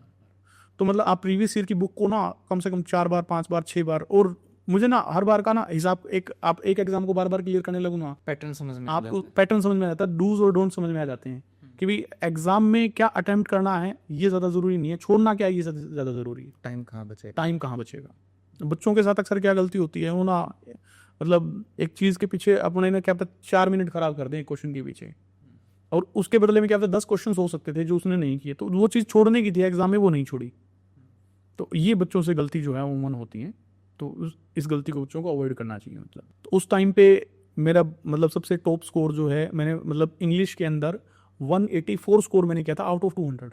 देखो हिंदी बैकग्राउंड से जाके, ग्रामीण पृष्ठभूमि से उठ के, और इंग्लिश में 200 में से और 184 का स्कोर करना, मतलब मेरे लिए बहुत बड़ी बात थी उस टाइम पे। 2017 के सीपीओज के मेंस के अंदर उस टाइम मुझे दिल्ली पुलिस की काफ़ी वैकेंसीज थी, 600 वैकेंसी थी उस टाइम पे दिल्ली पुलिस की, क्योंकि सीपीओ में ना एक क्रेज सा रहता है कि भाई दिल्ली पुलिस में सब इंस्पेक्टर मिल जाए, क्योंकि हम नॉर्थ इंडिया में रहते हैं, तो हरियाणा और दिल्ली अपने को ऐसा लगता है कि पास पास हैं, कि भाई हाँ दिल्ली में नौकरी कर सकते हैं। दिल्ली में कर रहे हो मतलब ठीक है, हरियाणा में हाँ हरियाणा में ही हो आप, क्योंकि हर सैटरडे संडे आप घर आ सकते हो, छुट्टियों पे कोई फेस्टिवल पे घर आ सकते हो, आपकी अप्रोच में है मतलब घर। और हमेशा आदमी यही देखता, घर देखता है, आस पास हो, लास्ट में जाके घर ही याद आता है। फिर ज्वाइन कौन सी की? तो फिर मुझे उस टाइम पे दिल्ली पुलिस मेरा 0.25 से रह गया, दिल्ली पुलिस का जो सब इंस्पेक्टर, उसके अंदर ना प्रेफरेंस भरी जाती हैं, जैसे क्योंकि 6 फोर्सेज होती हैं हमारी, जैसे सबसे पहले दिल्ली पुलिस हो गया सब इंस्पेक्टर, फिर CISF हो गया, फिर आपका SSB हो गया, CRPF हो गया, BSF हो गया, ITBP हो गया, ठीक है। तो इन सब के अंदर सब इंस्पेक्टर्स जो हैं वो CPOs के थ्रू लगते हैं, तो प्रेफरेंस भरी जाती है कि आपको पहले नंबर पे चॉइस क्या है, दूसरे पे क्या है, तीसरे पे क्या है। इस टाइप से मुझे जो है सेकंड चॉइस मेरी SSB जो है अपनी सशस्त्र सीमा बल, जो नेपाल और भूटान बॉर्डर पे जो रहती है, तो उसका मुझे सब इंस्पेक्टर जो है 2017 के CPOs में मुझे मिला था। तो आपने ज्वाइन किया वहाँ गए? हाँ, वो सोसाइटी का प्रेशर, पेरेंट्स के प्रेशर से मुझे, और वो आपको बाद में पहले बता रहा था कि गांव में लोग, गांव में लगा लो, सराउंडिंग्स में लगा लो, टीचिंग में लगा लो, बच्चे लोग ये कहने लगे थे कि भाई ऐसे ही कहता रहता, बोला फलानी जगह लगा, ये लगा, भी कुछ नहीं लगा हुआ। वो एक शॉर्ट नेम होता है ना, बड़ बोला है। हाँ बट वो बस वो चीज़ हो गई थी। और फिर मुझे भी लगा था कि ना CGL में ना स्कोप सा दिख नहीं रहा था उस टाइम पे, जो चीज़ें CGL के अंदर होने लगी थी, जैसे अब अभी जो हो रही हैं, वो सेम कंसेप्ट उस टाइम पे बन गया था। CPOs का मेरा लास्ट चांस था वो। CPOs की लास्ट एज जो है हमारी 25 ईयर्स होती हैं, 25 साल के बाद आप CPOs में जनरल कैटेगरी में आप नहीं भर सकते फॉर्म, तो वो मेरा लास्ट था। तो मुझे लगा कि अब ये जॉब तो ज्वाइन करनी पड़ेगी, अदरवाइज ये चली जाएगी। हालांकि मैंने एक्सटेंशन का ऑप्शन यूज़ किया है, हमारे टाइम पे होता था कि आप मेडिकली एक्सटेंशन लेके लिख दो, तो आपको एक सेशन का एक्सटेंशन मिल जाता था कि आप बाद में ज्वाइन कर लेना, मेडिकल लगाना पड़ता था उसके अंदर हमें। मुझे लगा कि यार अब तो ज्वाइन कर लेना चाहिए, तो 2018 के लास्ट में मैंने SSB का जो सब इंस्पेक्टर जो है वो ज्वाइन कर लिया था। तो ऑब्वियसली बात है, अगर वो ज्वाइन कर लिया तो टीचिंग से तो छोड़नी पड़ेगी। तो फिर आप वहाँ चले गए? हाँ, फिर मैं वहाँ चला गया। तो वहाँ कुछ चैलेंजेस आए? वहाँ चैलेंजेस आए, बहुत कुछ सीखने को मिला। सबसे पहले मेरी जो फर्स्ट पोस्टिंग थी, हालांकि वैसे तो पहले जो भी बच्चे ज्वाइन करते हैं CPOs की, क्योंकि पहले ट्रेनिंग होती है इसकी 52 वीक्स की, 1 साल की जो है आपकी ट्रेनिंग होती है, लेकिन हमारे टाइम पे क्या है, डायरेक्ट जॉब ज्वाइन करवा दी गई थी, डायरेक्ट आपको ना आपकी पोस्टिंग दे दी गई थी। और मेरी पहली पोस्टिंग जो है वो बिहार के अंदर रक्सौल एक जगह है, इंडिया नेपाल बॉर्डर के पास, तो मेरी फर्स्ट पोस्टिंग रक्सौल थी। लाइफ के अंदर एकदम से चेंजेस जो हैं वो आ गए। सबसे पहला चेंजेस तो ये आया कि बिहार के अंदर रहना, हरियाणा का आदमी और बिहार के अंदर जाके रहना बिहार के तो बहुत सारे आदमी हरियाणा में रहते हैं वो आराम से रहते हैं कंफर्टेबल, लेकिन मतलब और यहाँ क्या है कि मेरा ठीक ठाक पैकेज था। ये मान के चलो कि अबाउट 3 लाख पर मंथ जो है वो मैं अपनी टीचिंग से अर्न कर लेता था, तो एक अच्छा हैंडसम अमाउंट था। और 3 लाख पर मंथ से मुझे जस्ट शिफ्ट होना पड़ गया 50,000 पर मंथ। पहली बात तो ये हो गई। दूसरी चीज़ क्या हो गई कि मान लिया जो कंफर्टेबल लाइफ में यहाँ जीता था, भी मान लिया घर से ऑफिस गया, आराम से गाड़ी में जा रहे हो, ऑफिस से घर आए, आराम से गाड़ी में आ रहे हो, AC है, ऑफिस में भी AC है, क्लासरूम में भी AC। एक रिस्पेक्ट का मैटर होता था कि मान लिया बच्चे गुरुजी उस टाइम पे लगे रहते थे, काफ़ी भीड़, काफ़ी हाँ बहुत ज़्यादा रिस्पेक्ट थी उस टाइम पे। और जो भी ऐसी होती है टीचिंग की, आपको बताइए, टीचर के बस्ती रिस्पेक्ट है लास्ट में टीचर के लिए है ही रिस्पेक्ट। हाँ, और वो मिलती रहे तो भी बढ़िया। हाँ मिलती रहे तो भी आदमी, अभी तो वो भी खतरे में। हाँ अभी खतरे में है जी। तो रिस्पेक्ट के सारे भी इंसान जी लेता है, वो रिस्पेक्ट खत्म हो गई। और पैसा भी देखो 50,000 पे आ जाना, और ना वहाँ पर वो कंफर्टेबल लाइफ नहीं थी। मतलब अपने आपको, हमारे यहाँ क्या है कि ऐसे लगता है कि भाई सब इंस्पेक्टर लग गया तो मजे। मजे हैं भाई, बहुत अच्छे हैं भाई। हमें डायरेक्ट क्या कर दिया गया था, ये लगा लो, वैसे तो खतरनाक चीज़ है ये, डायरेक्ट हमें जाते ही विदाउट ट्रेनिंग डायरेक्ट हमारे ड्रेस पहना दी गई हमें और डायरेक्ट स्टार टांग दिए गए कंधों के ऊपर, 2 स्टार यहाँ 2 स्टार यहाँ। तो हमने फीलिंग लेना स्टार्ट कर दी, भाई सब इंस्पेक्टर है। दिन में कम से कम 20-25 कांस्टेबल सैल्यूट मारते थे। अच्छी खासी लाइफ। एक बार तो मजा आया, मतलब शुरू वाले हफ्ता 10 दिन तो बहुत फील आता था। मतलब वहाँ साहब जी कहते हैं, मान लिया वैसे, ठीक है भाई, सब इंस्पेक्टर को साहब कह के बोलते हैं, तो बोला साहब जी साहब जी साहब जी, सारे दिन साहब जी लगे रहते थे। मान लिया तो मजा आता था, फील आता था कि भाई हाँ सब इंस्पेक्टर है। अपने फेसबुक पे पहली बार अपलोड किया था कि भाई फाइनली मैंने ज्वाइन किया, और उस टाइम पे 2000 लोगों ने जो है उस चीज़ को लाइक किया था। आप बिजनेस कर लो, आप मतलब ये कह लो कि भाई मैंने फलानी शॉप की है, आपके 15 लाइक्स आएंगे और 4 कॉन्ग्रेचुलेशन आएंगे सिर्फ। लेकिन मैंने जॉब ज्वाइन कर ली, वही पुलिस की, वो भी सब इंस्पेक्टर की, तो 4 स्टार, मतलब स्टार्स लगे दिखे तो लोगों को ये लगता है कि भाई जिसके साथ बोल चाल नहीं ना, हेलो हाई नहीं है, वो भी दूर से बात है भाई, हाँ फलाना अपना भाई है, बोला भाई सब इंस्पेक्टर लगा हुआ है ये चीज़। अपने सोसाइटी की थिंकिंग लगा लो या माइंडसेट लगा लो, ऐसा माइंडसेट है। हाँ तो भाई तब तो बहुत फील आया था। लेकिन धीरे धीरे जैसे ना, मतलब जो लाइफ स्टाइल मुझे चाहिए था, जो मैं यहाँ जी रहा था, वो लाइफ स्टाइल वहाँ नहीं मिल पाया मुझे। मतलब वो रिस्पेक्ट कह लो, चाहे फाइनेंशियली भी देखो कहीं ना कहीं मैटर करती है। आप इतना पैसा कमा रहे हो, इतने से बिल्कुल उतने पे आ जाओ। अगर ये है कि आप यहाँ कमा नहीं रहे होते और फिर आपको 55,000 की मिलती तो बहुत बहुत थी उसके, मतलब 55,000। आज तो ये मान के चलो कि 90 के आसपास हो रखी होगी उनकी सैलरी। अब 3 लाख रुपए महीना कमा के फिर 55,000, हाँ 55,000 सिर्फ इस नाम पे कि गवर्नमेंट जॉब की गवर्नमेंट जॉब है तो, और घर से दूर, और घर से इतने आपको यहाँ की यहाँ मिल जाए, घर के अंदर मिल जाए, फिर इतना फिर भी आदमी चलो ठीक है, एक लाइफ स्पैन के लिए, एक सिक्योरिटी के लिए इंसान जो है वो एडजस्ट कर लेता है भी, चलो कोई नहीं यार जॉब सिक्योरिटी है, कोई बात नहीं मैं एडजस्ट कर लेता हूँ। लेकिन नाम के लिए इंसान नहीं करता, और एक घर से दूर रहना मतलब। तो हमने 5 महीने एज ए सब इंस्पेक्टर का वर्क किया, और प्रोफाइल को समझा वैसे मैंने अच्छे से कि भाई एक्चुअल में जब CPOs के थ्रू आप सब इंस्पेक्टर लगते हो तो SSD में आपके क्या क्या वर्क्स होते हैं। वहाँ BOPs होती थी, जैसे बॉर्डर पोस्ट होती थी, तो उस पर जो भी आपका इंडिया से नेपाल जा रहे हैं, नेपाल से जो इंडिया लोग आ रहे हैं, वहाँ पे स्मगलिंग बहुत ज़्यादा होती है बॉर्डर पे, तो सीजर करना, ठीक है। तो BOP कमांडर जो है वो एक सब इंस्पेक्टर को चार्ज देते हैं।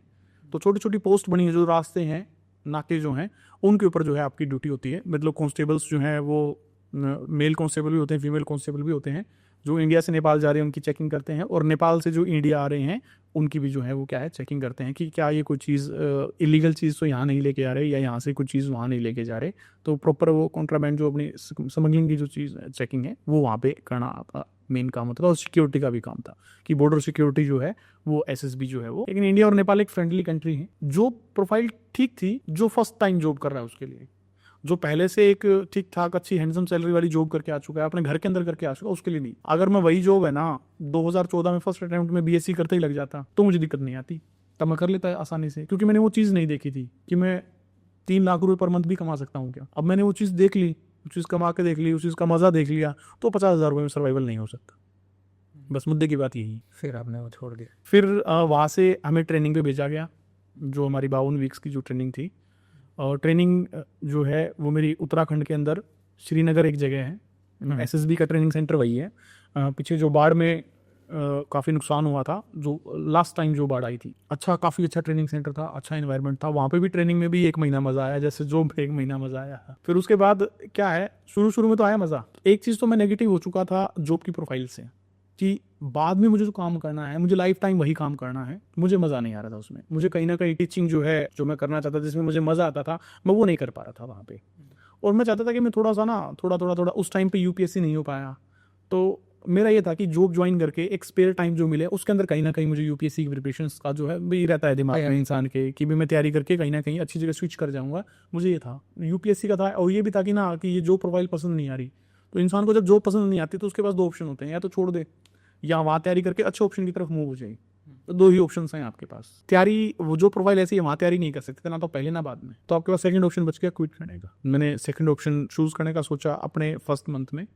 लेकिन जैसे ही मैंने सोचा तो बहुत ज़्यादा जो सोसाइटी का, दोस्तों का, घर वालों का अपोज जो है वो बहुत ज़्यादा मुझे सहन करना पड़ा कि भाई तू ऐसी बात भी कैसे कर सकता है, सोच भी कैसे सकता है कि मतलब भाई तू ये जॉब छोड़ देगा। एक तो इतने पापड़ बेल नहीं हुआ हाँ, इतने मतलब बहुत ज़्यादा स्ट्रगल, देखो भाई सीरियसली बहुत ज़्यादा स्ट्रगल करने के बाद जो है वो जॉब मुझे मिली थी। और मैं उसको छोड़ने का सोच रहा हूँ, तो मतलब ये मान के चलो कि बहुत ज़्यादा बड़ी बात थी। हम सबको मिठाई खिला चुके हैं। हाँ, सब गांव में सारे मिठाई और बन रही रिश्ते थी। की बातें चल रही हाँ, रिश्ते तो पूछो बता। कि भाई ऐसा ही लगे, ऐसा आप रिश्ते तो धक्के से रिश्ता भी उस हिसाब से होगा। रिश्ते तो आ ही जाते थे। आप गवर्नमेंट जॉब लग जाओ तो रिश्तों की तो लाइन लग जाती है। तो फिर उसके बाद 1 महीना और खींचा मैंने वहीं पे। वहाँ का ना शेड्यूल भी ऐसा हो गया था कि मतलब 4 बजे बेल बजती थी, भागना ग्राउंड में, 5 बजे तैयार होके फिर से 5 से लेके 6:30 तक बढ़िया रगड़ा लगता था ट्रेनिंग में। मज़ा तो आता था, हालांकि सबको लगता था एक साथ। और फिर उसके बाद आया, फिर सिर्फ आधा घंटा मिलता था जिसके अंदर आपको खाना भी खाना है, नहाना भी है, फिर तैयार भी होना दोबारा से लिए दोबारा है, ठीक है। फिर तैयार होके फिर ड्रिल की जो है क्लासेस होती थी, 1-2-1 चलता रहता था लेफ्ट राइट। उसके बाद फिर जो स्टडी का काम है, जो भी रूल्स जो है वो पढ़ने के लिए सिर्फ कॉलेज की क्लासेस होती थी वहाँ पे। उसके बाद शाम को फिर से पीटी हो गया, फिर से रगड़ा हो गया, फिर वही घंटा आधा घंटा मिलता था खाना खाने का, फिर से सो गई। कंटिन्यूस जो है यही चीज़। आपको सोचने का टाइम नहीं मिलता था कि आप कुछ कर सकते हो कि नहीं कर सकते। मैं भूल गया था कि मैं टीचर हूँ क्या। कॉन्टिन्यूसली एक ही चीज़ बार बार कर रहे हो, उसमें कुछ नया नहीं कर रहे, कुछ नया सीखने को नहीं मिल रहा, ठीक है। ऊपर से मतलब कभी आप टीचर हो तो आप कमांड देते थे, लेकिन अब आपको कमांड माननी है। आप थोड़ी सी भी मिस्टेक कर दो तो पनिशमेंट ऐसी मिलती थी। मेरे को 2-3 बार मिली है ऐसी कि एक जो है 10 फुट की बल्ली मेरे यहाँ रख के और मैदान के 4 चक्कर मैंने कटवा दी। अच्छा, फायरिंग पे ले जाते थे, वहाँ बहुत ज़्यादा प्रॉब्लम फेस करनी पड़ती थी। मतलब भाई आपको ना मतलब हमें लगती है फोर्सेस की जॉब बहुत ज़्यादा जो है वो टफ होती है। जो भाई करते हैं उनको मेरे दिल से सल्यूट है, सीरियसली बहुत ज़्यादा जो है मतलब मेहनत करते हैं, बहुत ज़्यादा मेहनत करते हैं, ठीक है। हर किसी के बस की बात ऐसी नहीं होती, मतलब मेरे नहीं थी तभी मैंने छोड़ दी। हालांकि बहुत सारे रीजंस रहे छोड़ने के पीछे, क्योंकि आप तभी छोड़ सकते हैं जब आपको लगता है कि मैं इससे बेहतर कुछ कर सकता हूँ। तो मुझे कहीं ना कहीं अपनी टीचिंग पे ट्रस्ट था, सेल्फ कॉन्फिडेंस था कि भाई मैं कुछ अच्छा कर लूँगा। दैट्स वाई मैंने इसको छोड़ दिया। टाइम टू टाइम देखो सारी चीज़ें हैं, टाइमली प्रमोशंस भी हैं। मेरे बैचमेट जो हैं सारे के सारे अभी इंस्पेक्टर प्रमोट हो चुके हैं। 7 साल बाद वो असिस्टेंट कमांडेंट बन जाएंगे, जो यूपीएससी के थ्रू डायरेक्ट लगते हैं। और वो कहीं ना कहीं डिप्टी कमांडेंट जाके, या कुछ बच्चे जो छोटी एज में लगे हैं, ये मान के चलें कि डीआईजी वगैरह भी कुछ ना कुछ बनेंगे, क्योंकि डायरेक्ट सब इंस्पेक्टर एक ठीक ठाक रेपो के अंदर पोस्ट आ जाती है। तो टाइमली प्रमोशंस अगर होते रहें तो आप बहुत अच्छी पोस्ट से जो है वो रिटायर हो गए। जब भी आप रिटायर हो गए 57-58 ईयर्स में रिटायर होता है, एक लंबा स्पैम मिल जाता है प्रमोशन के लिए। तो आप ठीक ठाक जॉब करते रहे तो बहुत सारे प्रमोशंस का को फायदा मिलता है। ठीक है, तो वो छोड़ के फिर बहुत ज़्यादा सोचने के बाद मेरे पास 2 ही ऑप्शन बच गए थे कि मतलब या तो डिप्रेशन में जीना या जॉब को छोड़ देना। तो फिर मैंने लगा कि डिप्रेशन में मैं कितने दिन जी सकता हूँ। आप ज़्यादा लंबा टाइम तो डिप्रेशन में निकाल नहीं सकते। एटलीस्ट आपको तो कुछ ना कुछ तो देखो हार्ड स्टेप लेना ही पड़ेगा, चाहे सोसाइटी से या घर वालों से लड़ना पड़ेगा। मेरे पास प्रूव करने के लिए कुछ था कि मैं टीचिंग कर लूँगा और मुझे इतना पैकेज मिल जाएगा, जो मैं यहाँ ले रहा हूँ मैं वहाँ ले लूँगा, उससे बहुत अच्छा ले लूँगा। तो मैंने फिर से वापस आ गया मैं, और मैंने करियर पावर में जो है वो पढ़ाना स्टार्ट कर दिया। फिर से मैथ्स जो है वो मैंने पकड़ ली, फिर से टीचर बन गया।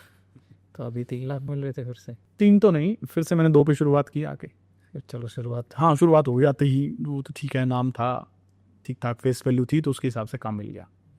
ठीक है, नाम हो तो काम मिल जाता है। जॉब भी कर ली? हाँ, जॉब भी कर ली। एक टैग लग गया था कि भाई हाँ गवर्नमेंट जॉब कर चुका हूँ मैं, तो उस टैग का भी फ़ायदा कहीं ना कहीं मुझे मिलता था। बच्चों को गाइडेंस देने के मामले में लगा लो, बच्चों के ट्रस्ट के मामले में लगा लो, देखो फ़ायदा होता है। इस सोसाइटी को ऐसा है कि आप कुछ करके दिखाओगे तभी वो आपको मानती है, अदरवाइज आपको कुछ नहीं समझती। सही है। तो फिर ये तो फिर आपने मतलब वो जॉब छोड़ दी थी, लेकिन अभी जैसा कि आपने बताया कि आप पंचायत सेक्रेटरी फिर से हैं गवर्नमेंट जॉब में। हाँ, फिर से गवर्नमेंट जॉब में हूँ, पंचायत सेक्रेटरी पे। ये चेंजेस आए फिर से। क्या हुआ कि 19 में पढ़ा रहे थे, 20 में मेरी शादी हो गई। 2020 में शादी होने के बाद मार्च में अपना कोरोना वायरस आ गया, कोविड आ गया। हाँ, कोविड आने के बाद लग गया लॉकडाउन, और लॉकडाउन लगते ही जितनी भी एकेडमीज थी सारी की सारी हो गई बंद। तो जहाँ मैं जॉब करता था वो भी क्या हो गया, सिस्टम शट डाउन हो गया सारा का सारा। मैं हो गया फ्री, और फ्री का मतलब बेरोजगार। कभी ऐसा ऑप्शन था कि मेरे पास 2-2 3-3 गवर्नमेंट जॉब्स के ऑप्शन थे कि मैं यहाँ जा सकता हूँ, वहाँ जा सकता हूँ, मैं तैयारी भी करता था। लेकिन वो बीच में एक स्पैम ऐसा आया कि वो जॉब से डिस्टर्बेंस, एक तो तैयारी डिस्टर्ब हो गई मेरी, लाइफ भी थोड़ा सा ना उठापटक डिस्टर्बेंस हो जाती है, मेंटली आप डिस्टर्ब हो जाते हो। मतलब जब सोसाइटी और घर वालों का थोड़ा सा अपोज हो तो थोड़ा सा मतलब आप चले जाते हो डिप्रेशन में। ऊपर से शादी हो जाए, आप 1 के 2 हो जाए, अपने खर्चे भी बढ़ा लिए आपने, ठीक है, और उस टाइम पे आपकी जॉब चली जाए, अर्निंग का जो सोर्स है वो कुछ भी ना रहे, मतलब 1 भी रुपया ना रहे। सबसे ज़्यादा दिक्कत उस टाइम पे मुझे ऐसे फेस करने लगी। और तभी मैं बच्चों को बार बार ज्ञान देता हूँ कि भाई गवर्नमेंट जॉब छोड़नी नहीं चाहिए। मुझसे बहुत सारे बच्चे पूछने आते हैं, सर फलानी जॉब में लग गया, मैं छोड़ दूँ क्या? मैंने कहा ना भाई, दूसरी लो। हाँ, पहले दूसरी लो। कुछ भी कर लो, ये गलती मत करना। तो बिना दूसरी गवर्नमेंट जॉब के गवर्नमेंट जॉब मत छोड़ना, क्योंकि गवर्नमेंट जॉब क्या है, एक सेंस ऑफ सिक्योरिटी देती है आपको। जो सबसे बड़ी चीज़ क्या है, सिक्योरिटी है।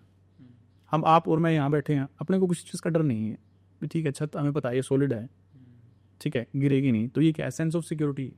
तो गवर्नमेंट जॉब हमारे क्या देती है, सेंस ऑफ सिक्योरिटी देती है। हाँ ये है कि आप गवर्नमेंट जॉब में होके कभी ऑडी मर्सिडीज नहीं खरीद सकते, लेकिन आपकी स्विफ्ट और अल्टो कभी नहीं रुकेगी, वो चलती रहेगी, उसकी टंकी फुल रहेगी आपकी। तो गवर्नमेंट जॉब ये चीज़ देती है। अब भूखे नहीं मरोगे। हाँ, भूखे नहीं मरोगे। नॉर्मल लाइफ चल। हाँ, नॉर्मल लाइफ चलती रहेगी। आप महीने में एक दिन, जब आपकी सैलरी नई नई आए, तो उस दिन आप अपनी फैमिली के साथ बाहर डिनर पे जा सकते हो, मूवी देख सकते हो एक महीने में, ठीक है। आपके छोटे मोटे शौक सिर्फ वो पूरे कर सकते हो, बड़े नहीं। बड़े के लिए आपको बिजनेस करना चाहिए, या फिर प्राइवेट। हाँ या फिर प्राइवेट बड़े पैकेज की जॉब है, वो आपको करनी चाहिए। लेकिन एक सेंस ऑफ सिक्योरिटी बहुत अच्छी चीज़ है जो गवर्नमेंट जॉब देती है, वो एक अलग सुकून है भाई। हालांकि लोग खुश नहीं होते अपनी जॉब से, कोई भी खुश नहीं होता दुनिया में, वो तो ठीक है। जॉब से गया। अब मतलब होता ही नहीं इंसान। स्कूल की बात करोगे तो बहुत सारे आपको मिलेंगे वो अपने स्कूल से खुश। हाँ, स्कूल से खुश नहीं है, कॉलेज से खुश नहीं है, कोई अपनी गवर्नमेंट जॉब से खुश नहीं है, किसी को प्राइवेट में अच्छे पैसे मिल रहे तो वो उससे खुश। तो वो खुश ना होना तो एक प्रॉब्लम है। हाँ, खुश ना होना प्रॉब्लम, वो हमारा पर्सनल मैटर है यार। लेकिन मुझे लगता है एक सेंस ऑफ सिक्योरिटी बहुत अच्छी आती है भाई। आपको डर नहीं रहता किसी भी चीज़ का, भाई ये हो गया तो मैं क्या करूँगा। फिर उसके बाद आपने क्या करा? तो उसके बाद सारे दरवाजे बंद हो गए। एक तो मतलब डिप्रेशन का दौर कोविड के टाइम पे भी रहा, क्योंकि मैंने ताज़ा नौकरी छोड़ी हुई थी। सेविंग्स जो थी मैं घर बनाने में और अपनी शादी में खर्च कर चुका था। I have no savings, jobs थी नहीं, प्राइवेट भी नहीं थी, गवर्नमेंट भी नहीं थी, कोई जॉब ऐसी नहीं थी कि मैं ज्वाइन कर सकता था। फिर दिमाग में कंसेप्ट आया कि घर पे बैठे बैठे गली के जो बच्चे हैं उनको, जो 8th क्लास के, 9th क्लास के, 10th क्लास के जो बच्चे हैं, उनको ट्यूशन देना स्टार्ट कर दिया थोड़ा। लेकिन स्टिल वो क्या था, वो शाम को आते थे 2 घंटे, बस 2 घंटे पढ़ाया और उसके बाद फिर फ्री। और वो इतना ज़्यादा ना, मतलब जब आपने एक ठीक ठाक पैसा कमा रखा हो तो आप ऐसा नहीं कि बच्चे से 2,000 रुपये फीस ले ली, उसमें आप सर्वाइव कर सकते हो, आपसे होगा नहीं ना। तो आप उसको पढ़ा सकते हो उस लेवल पे पढ़ा के, 8th क्लास के बच्चों को आप नहीं पढ़ा सकते, ठीक है। टाइम आप मजबूरी में पढ़ा लोगे, लेकिन वो मज़ा आपको नहीं आएगा जो मज़ा आपके सामने मान लीजिए 300 बच्चे बैठे हैं, आपको एक कंसेप्ट करवा, 300 के 300 फोकस्ड हैं, 300 बच्चों की गुड मॉर्निंग हैं, 300 बच्चों की रिस्पेक्ट, एक वो चीज़, एक ओरा जो क्रिएट होता है, मान लिया एक ग्लैमर जो वहाँ मिलता है, वो चमक, वो एक बच्चे को पढ़ाने में कहाँ से आएगी, कहाँ मज़ा आएगा आपको, तो वो नहीं आता था। तो ऐसा डिप्रेशन भी आया एक बार। तो मतलब ये मेरे बड़े भाई हैं हिमांशु डबास जी, वो अपने डिप्टी कमांडेंट है, एसएसडी में ही है। उनसे तो मैंने पूरा का पूरा प्रोसीजर पूछ लिया था कि भाई जो मैंने गलती कर दी है गवर्नमेंट जॉब छोड़ के, इसको दोबारा ज्वाइन कर सकता हूँ कि नहीं। मतलब उस फेज तक मैं चला गया था। तो उन्होंने मुझे प्रोसीजर भी बताया कि आप ऐसे ऐसे लीगली जाके, कि मतलब कि मेरे कुछ कर सकते हो, कि मेरी दिमाग की हालत ठीक नहीं थी, मैंने गलती से रिज़ाइन कर दिया, ऐसा हो गया वैसा हो गया, भी रिक्वेस्ट करके बोला एक दरवाज़ा है, मतलब 10% चांसेस है कि आप दोबारा ज्वाइन हो जाओगे। बोल सकते हो कि मेरा दिमाग ठिकाने नहीं था, अब ठिकाने आ चुका भाई। मेरे को मेरी जॉब वापस दे दे। तो मतलब उस फेज़ पे भी मैं एक बार मतलब चला गया था ड्यूरिंग कोविड। फिर दिमाग में आया कि कुछ जो बड़े चैनल्स थे या टीचर्स थे, उन्होंने ऑनलाइन का कंसेप्ट शुरू कर दिया था, ऑनलाइन पढ़ाना शुरू कर दिया था। तो मेरे भी दिमाग में बैठे बैठे आया कि कैरियर बूस्टर की शुरुआत की जाए। दिमाग में नाम आया कि कैरियर बूस्टर के नाम से जो है एक यूट्यूब चैनल बनाते हैं, ऑफलाइन तो जब खुलेगा तब खुलेगा, क्यों ना हम ऑनलाइन पढ़ाना जो है वो शुरू कर देते हैं। बड़ी मुश्किल से, क्योंकि फाइनेंशियली दिक्कत थी उस टाइम पे, तो एक अपना वाइट बोर्ड अरेंज हो गया था। लो सी क्वालिटी उस टाइम की मेरी वीडियोस हैं यूट्यूब पे, काफ़ी लो क्वालिटी की हैं, लो क्वालिटी का कैमरा, वो देख के ही पता लग रहा है। एक सेटअप जो है वो हमने तैयार किया, ठीक है, जिसमें आधे में लाइटिंग ज़्यादा दिखती थी, आधे बोर्ड पे कम दिखती थी, चेहरा ब्लैक दिखता था, होता था भाई उस टाइम पे। मतलब नॉलेज भी नहीं थी और सोर्सेज भी नहीं थे, दोनों बातें थी, ठीक है। तो शुरू में मोबाइल से शुरू किया पढ़ाना, मोबाइल को ट्राईपॉड पे लगा के वीडियोस बनाते, धीरे धीरे यूट्यूब पे लाइव आना स्टार्ट हुआ। बच्चों का बहुत ज़्यादा प्यार और सपोर्ट मिला। बहुत सारे बच्चे जो हैं ड्यूरिंग लॉकडाउन जो है वो हमसे जुड़े, और उस टाइम पे एक एसएससी का बैच निकाला, एक दिल्ली पुलिस का जो है वो बैच निकाला। ऐप भी उस टाइम पे ये मान के चलो कि ऐसा नहीं था खुद की डेवलप करवा सके, क्लास प्लस नाम का एक ब्रांड था, उनसे जुड़े, उन्होंने हमारी कैरियर बूस्टर की ऐप जो है वो बना के दी, और उसके थ्रू जो है वो हमने अपना ऑनलाइन टीचिंग जो है अपनी जर्नी जो है वो स्टार्ट की। धीरे धीरे रेस्ट्रिक्शंस हट रही थी चीज़ों पे से, और हमें करने के लिए कुछ काम मिल गया था। एक बात है ना, खाली दिमाग शैतान का घर होता है, लेकिन जब आपके पास कुछ काम हो, कि हम सुबह से लेके शाम तक, और टीचर्स आ रहे, मैंने अपने घर पे स्टूडियो बना लिया था ऐसा, और वहीं मतलब दिन भर लगे रहते थे। मान लिया किसी ने कुछ पढ़ा दिया, किसी ने कुछ पढ़ा दिया, ठीक है, बच्चे आ रहे थे, लाइव आ जाते थे बच्चे, हालांकि अर्निंग स्टार्ट नहीं हुई थी यूट्यूब से, लेकिन ऐप पे ना दिन का एक दो कोर्सेज दिख जाते थे, सबका काम चल जाता था, मतलब जस्ट एक कुछ हो गया था कि भाई हाँ हम कुछ कर रहे हैं। तो फिर अक्टूबर में जो है वो रेस्ट्रिक्शंस हटी, आप कोचिंग इंस्टीट्यूट्स जो है ऑफलाइन ओपन कर सकते हो। अपने हरियाणा में हट गई थी, मतलब दिल्ली में तो नहीं हटी थी शायद से। तो फिर हमारा फीडबैक, मतलब जहाँ तक मुझे लग रहा था, वैसे फीडबैक तो पब्लिक बताती है, हमें लग रहा था कि रिस्पॉन्स अच्छा आ रहा है, कि ऑनलाइन खुद का कर लिया है, क्यों ना ऑफलाइन पे स्विच हो जाए दोबारा से। कि भाई दूसरे सैलरी कब देते हैं आपको बताओ, कोई भी इंस्टीट्यूट में हम पढ़ा रहे हैं, जब आप अगले को कमा के दोगे, अगला कमाएगा तो तुम्हें सैलरी देगा। अगर आप नहीं कमा के दोगे, लॉस में जाएगा ना, तो आपका बैकलॉग होना स्टार्ट हो जाएगा। लगभग बड़े बड़े इंस्टीट्यूट्स का यही हाल हुआ, मैंने तो देखा। ऐसे नहीं दे पाते। मेरी खुद की सैलरी रुकी हुई है, हालांकि मैं नाम नहीं लेना चाहूँगा, बड़े बड़े इंस्टीट्यूट्स के अंदर हाँ, मतलब मेरे 2 बार अच्छा खासा अमाउंट जो है मेरा रुका हुआ है। जब आप कमाओगे उनके लिए अच्छा खासा, आपसे अर्निंग करेंगे, बिजनेस करेंगे, तो उस बिजनेस में से आपने उनके लिए 100 कमाए, तो उसमें से आपको 20 दे देंगे वापस। ये कंसेप्ट मेरे दिमाग में आया कि भाई जब हमें ही कमाना है और हमारा कमाया हुई हमें कुछ कम अमाउंट वापस मिलना है, क्यों ना हम खुद का डेवलप करें। स्टार्टिंग में मेरे साथ मैं खुद था, एक अपने जीडी बेनीवाल सर हैं, और एक नवदीप रेड्डू सर हैं, और एक हरप्रीत सर हैं जो फिजिक्स वाले। हम चारों ने करियर बूस्टर ऑनलाइन जो है वो शुरू किया था। फिर ऑफलाइन में हम तीनों पार्टनर आए। हरप्रीत सर जो है वो मना कर गए थे कि भाई मेरा अभी ऑफलाइन में आने का विचार नहीं है। तो मैंने और जीडी बेनीवाल सर और नवदीप रेड्डू सर ने जो है मिलकर करियर बूस्टर की शुरुआत की अपने रेड स्केल मार्केट में। तो वहाँ से मेरी ऑफलाइन जर्नी जो है वो स्टार्ट हुई। ये मान के चलिए कि भी भगवान का आशीर्वाद लगा लो, कृपा लगा लो, जैसे ही शुरुआत किया, शुरुआत करते ही पहला बैच जो है वो हमारा विद इन 10 डेज जो है फुल हो गया था। स्टार्टिंग में हमने एक हॉल से शुरुआत की थी, एक फ्लोर पे लाइब्रेरी बनाई थी करियर बूस्टर के नाम से ही। तो उस हॉल में सीटिंग थी 80 के अराउंड। तो पहले 15 दिनों के अंदर हमने 80 एडमिशन्स जो है वो कर लिए थे।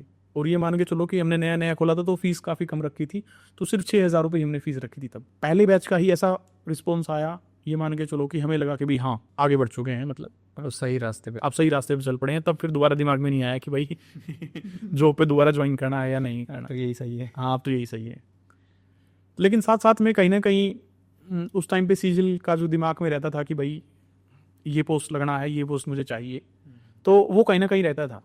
तो फिर मैं साथ साथ सीजल का एग्ज़ाम जो है वो देता रहता था। 20 वाला भी दिया है, 21 वाला भी दिया है, वो उस तैयारी के साथ नहीं दे पाते थे। वो फिर लास्ट में डिस्क्रिप्टिव मेरा नुकसान कर जाता था अगर अच्छा होता था, कि मैथ्स में अच्छा कर लेता था, प्रीलिम्स में अच्छा कर लेता था, इंग्लिश में दिक्कत आ जाती थी बीच में गैप आने की वजह से। कई बार प्री में स्कोर कम रह जाता था पूरा पूरा, तो मतलब वो बात नहीं बन पाती थी जो बात एक्चुअल में मतलब जो चाहिए होती है। मान लिया अच्छा नॉन इंटरव्यू का मैं देख चुका था कि भाई नॉन इंटरव्यू पोस्ट तो लगना ही नहीं है, इंटरव्यू पोस्ट के बारे में सोचते थे, वो चीज़ मिल नहीं पाती थी। उससे छोटी फिर मैंने कहा क्यों पोस्ट खराब करी, पहले ही कर चुके हैं।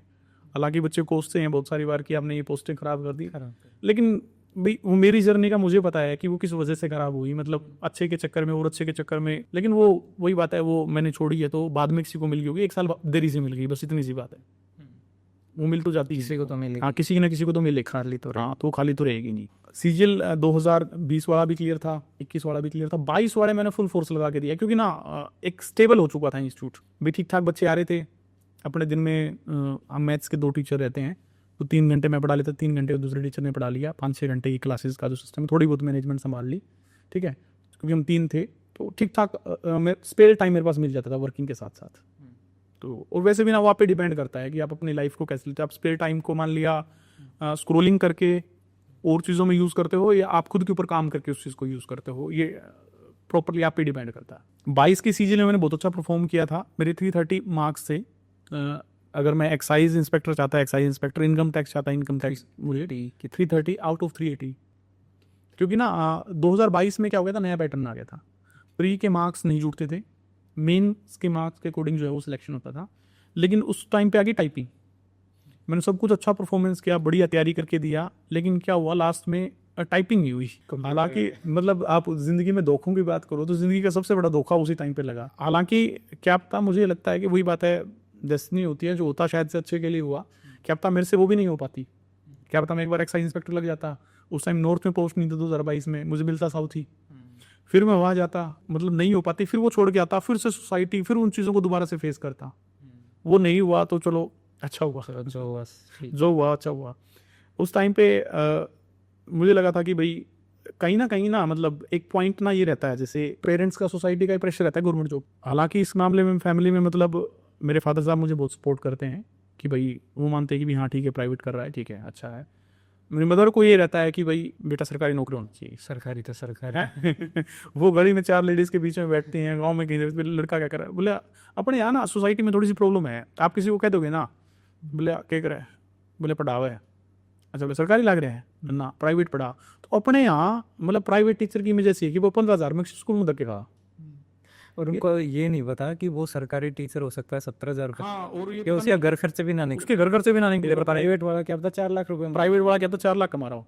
और मैं मतलब बढ़िया लाइफ स्टाइल जीता हूँ उस टाइम से, मान लिया भाई अच्छी आलीशान गाड़ी रखता हूँ, अच्छा मतलब जो चीज़ मैं खरीदना चाहूँ वो खरीद सकता हूँ, मतलब ठीक है भाई, ठीक ठाक लाइफ जो है भाई। ये मान के चलो कि गवर्नमेंट जॉब बड़ा जो 57 ईयर्स तक जॉब करके जो गेन करेगा वो गेन मैंने अभी से कर रखा है। लेकिन वही बात है, सोसाइटी को कैसे आप, सोसाइटी को और घर वालों को ये रहता था कि ना बेटा नौकरी होना ज़रूरी है। हालांकि उनका पॉइंट सही है, लॉन्ग रन में हमें समझ में आता है कि उनका पॉइंट सही है। उसमें चीज़ें बंद हो सकती हैं, प्राइवेट की चीज़ें वही। हाँ प्राइवेट की अब जैसे, और मैंने कोविड से ये चीज़ सीख ली थी कि आपके पास सेविंग्स का होना, सिक्योरिटी का होना बहुत ज़रूरी है लाइफ में, और वो सिक्योरिटी आपको गवर्नमेंट जॉब भी दे सकती है। प्राइवेट जॉब, प्राइवेट बिजनेस आपको कभी सिक्योरिटी नहीं दे सकता। बड़े बड़े लोगों के काम ऐसे बंद हो गए, जैसे अभी देख रहे हैं हम, जैसे बाढ़ के हालात हैं, देखोगे होटल किसी का होटल, किसी का रेस्टोरेंट, आपने घर है मान लिया, किसी ने घर बनाया, पूरी जिंदगी कमाई लगा के बनाया, और क्या पता 10 मिनट में वो गया। लेकिन जो और ये कहते हैं ना गवर्नमेंट कंपनसेशन दे देगी, क्या कंपनसेशन दे देगी गवर्नमेंट आपको? मुझे नहीं लगता कि जो किसी का प्रॉपर नुकसान हुआ है, किसी ने अपना खो दिया कोई, क्या उस चीज़ का कंपनसेशन हो सकता है? नहीं हो सकता।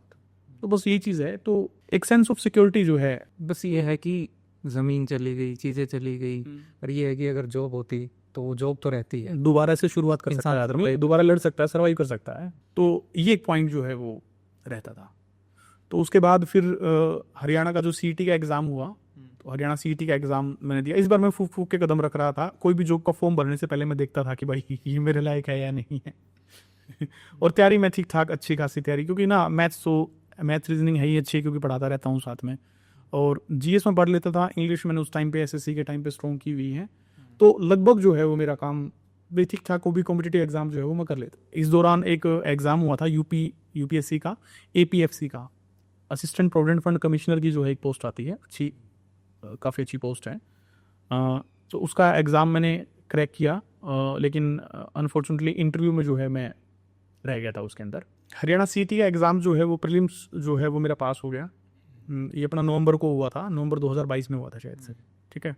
साथ साथ तैयारी चल रही थी, बीच में मैंने एचटेट के एग्ज़ाम्स भी क्रैक किए हैं, एचटेट सीटेट जो भी हमारे टीचिंग के एग्ज़ाम्स होते हैं, क्योंकि मुझे वही बात सेंस ऑफ सिक्योरिटी की थी कि भाई कहीं ना कहीं इंस्टीट्यूट तो रन मैंने अच्छा कर लिया है, तो क्यों ना मैं एक गवर्नमेंट जॉब है और सिक्योर कर लूँ अच्छी सी। लेकिन इस बार प्रोफाइल देख के कि मुझे ये था कि अगर गवर्नमेंट जॉब ज्वाइन करनी है तो या तो टीचिंग हो, या फिर ऐसी हो जो सिविलियन की पोस्ट, जो अपनी सिविल पोस्ट होती हैं, कि भाई जिनके अंदर आप साथ साथ अपना टीचिंग का पैशन भी जारी रख सको, ऑनलाइन या ऑफलाइन, सुबह शाम के हिसाब से, और लोकल हो, यहाँ घर में हो।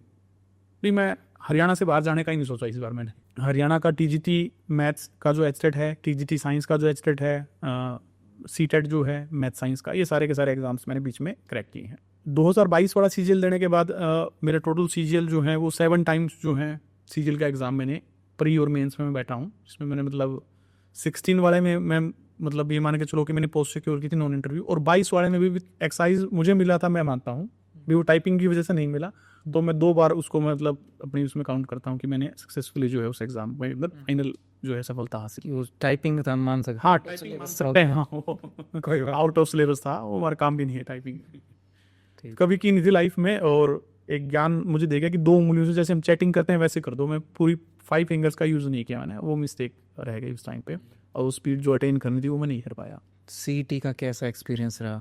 सीईटी का प्री में मेरे 72 मार्क्स आए सीईटी के अंदर।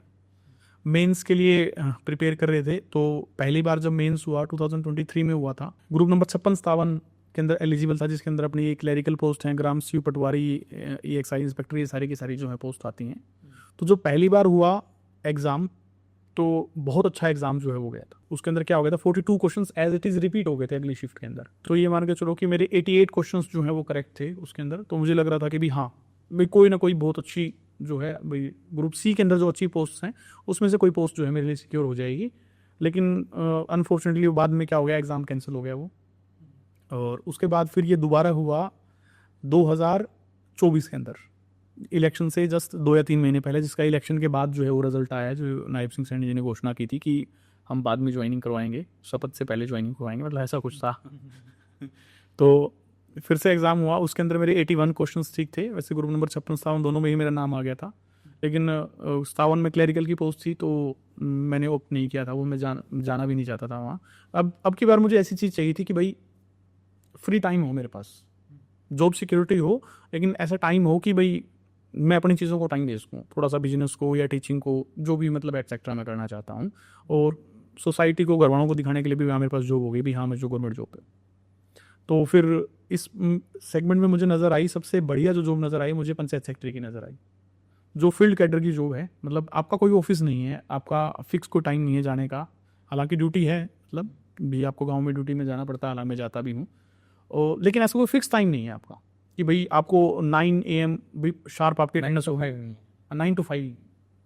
अब जैसे हमारी 24/7 है, बाढ़ में ड्यूटी लगी हुई है, तो आपको वहाँ प्रेजेंट होना ज़रूरी है। भी जब फ्री हो तो फ्री हो, मतलब अब जब काम है तो है, तब उस टाइम आप काम कराओ आपका, मतलब काम मिल गया तो चलेगा। हाँ, अदरवाइज आपका काम चल जाता है, मतलब मैं कुछ कर सकता। हाँ अपना कुछ कर सकते हो। और मैं कहता हूँ जो बच्चा और आगे UPSC की तैयारी करना चाहे, कुछ और अच्छा जीवन में तैयारी करना चाहे, तो उसके लिए टाइम ही टाइम, बेस्ट ही बेस्ट है। ग्राम पंचायत में ऑफिस होता है पंचायत सेक्रेटरी का, आप उस ऑफिस में जाके बैठ सकते हो।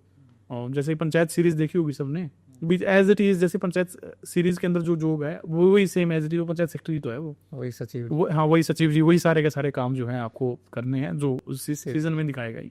तो मज़ा तो आता होगा सीरीज देख के। हाँ मज़ा फेमस है, हाँ फील भी, मतलब फील भी आता है गांव में, मतलब लोगों की बहुत अच्छी रिस्पेक्ट जो है वो मिलती है। मतलब ये मान के चलो कि गांव में 2 ही चीज़ हैं, मतलब सरपंच है, प्रधान होता है गांव का, ठीक है, और सरपंच के साथ हो गया सेक्रेटरी।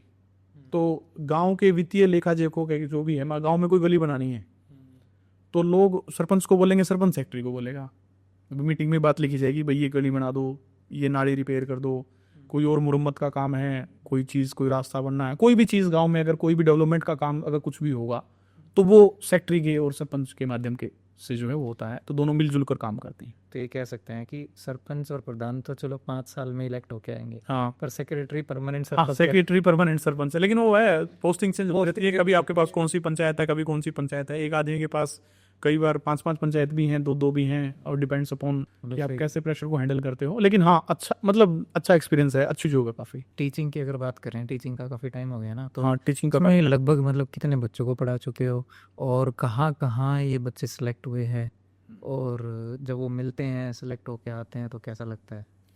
अराउंड, ज़्यादा तो नहीं कह पाऊँगा मैं, एक गिनती तो नहीं होती इस चीज़ की, तो 25-30 हज़ार बच्चे जो हैं ऑफलाइन कोचिंग के माध्यम से इतने ड्यूरेशन में मैंने पढ़ाए हैं, जिसमें से 2000 के आसपास बच्चे जो हैं, 2000 प्लस बच्चे जो हैं वो डिफरेंट सेक्टर्स में जो हैं वो जॉब लगे हुए हैं हमारे पढ़ाए हुए। ठीक है, ग्रुपिंग में आज अभी मैंने पढ़ाया है, मिस क्लासरूम्स में भी पहले डिफरेंट इंस्टीट्यूट्स में पढ़ाया है, अब खुद के में पढ़ा रहे हैं, तो 2000 के आसपास बच्चे जॉब लगे हुए हैं। बहुत ज़्यादा खुशी मिलती है जब बच्चों को देखते हैं कि भाई ये मैंने पढ़ाया था और ये आज इस जगह पे सिलेक्ट है।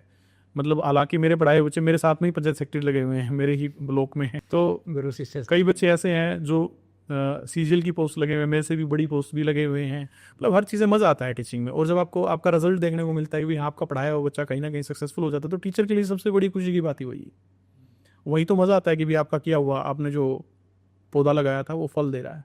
बच्चे आते हैं मिलने, कभी कभार बच्चे इधर उधर शिफ्ट हो जाते हैं, मान लिया बाहर जॉब लग जाते हैं तो नहीं आने पाते, लेकिन बहुत सारे बच्चे हैं जो मिठाई खिलाने आते हैं एग्ज़ाम पास होने के बाद, और काफ़ी अच्छा लगता है मेरे डिस्कशन करके। कई बच्चे तो इंक्लूडेड, मतलब बाद में शादी तक में न्योता देते हैं, भाई लंबा जुड़ाव हो जाता है टीचर के साथ बच्चों का, और जिससे पढ़ के जिनकी रिस्पेक्ट करते हो, जिनकी गाइडेंस में अगर आप लगे हो तो बच्चे मानते भी हैं जी।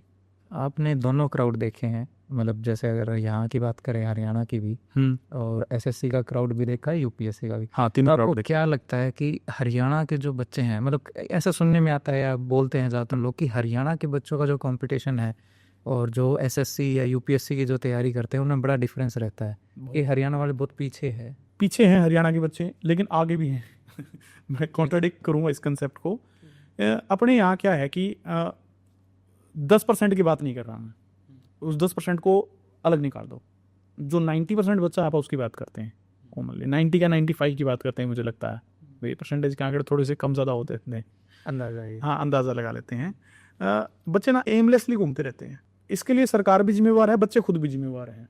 आप अकेली बच्चों की गलती नहीं निकाल सकते, अकेली सरकार की गलती भी नहीं निकाल सकते।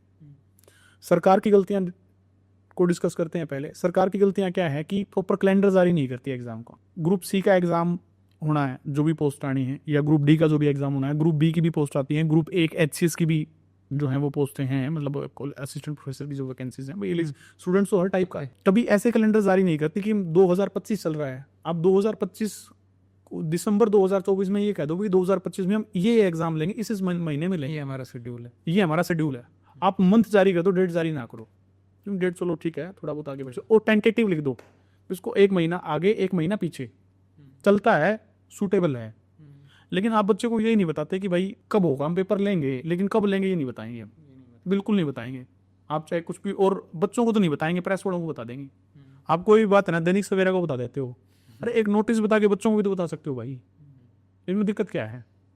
हैं? आप प्रेस वालों को, अखबार वालों को बता दोगे कि भाई CET होगा, कब होगा, एक डेट दे दो, बच्चे तैयारी कर लें। अब बच्चों को प्रॉब्लम कहाँ आती है? बहुत सारे बच्चों को, मतलब जो वर्किंग होते हैं, भी देखो सबकी घर की कंडीशन सेम नहीं होती।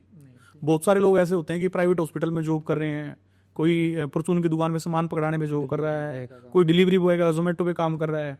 तो मैं उनको ये कहता हूँ कि मैं यार, तुम काम तो कर रहे हो लेकिन साथ में तैयारी रखो। भाई देखो, मोटिवेशन देना टीचर का काम है। तो उनको मैं समझाता हूँ कि मैं, तुम्हारी सैलरी 10,000 रुपये है, और अगर तुम 1 साल के लिए जॉब छोड़ दोगे तो कितने का नुकसान हुआ? 1,20,000 का।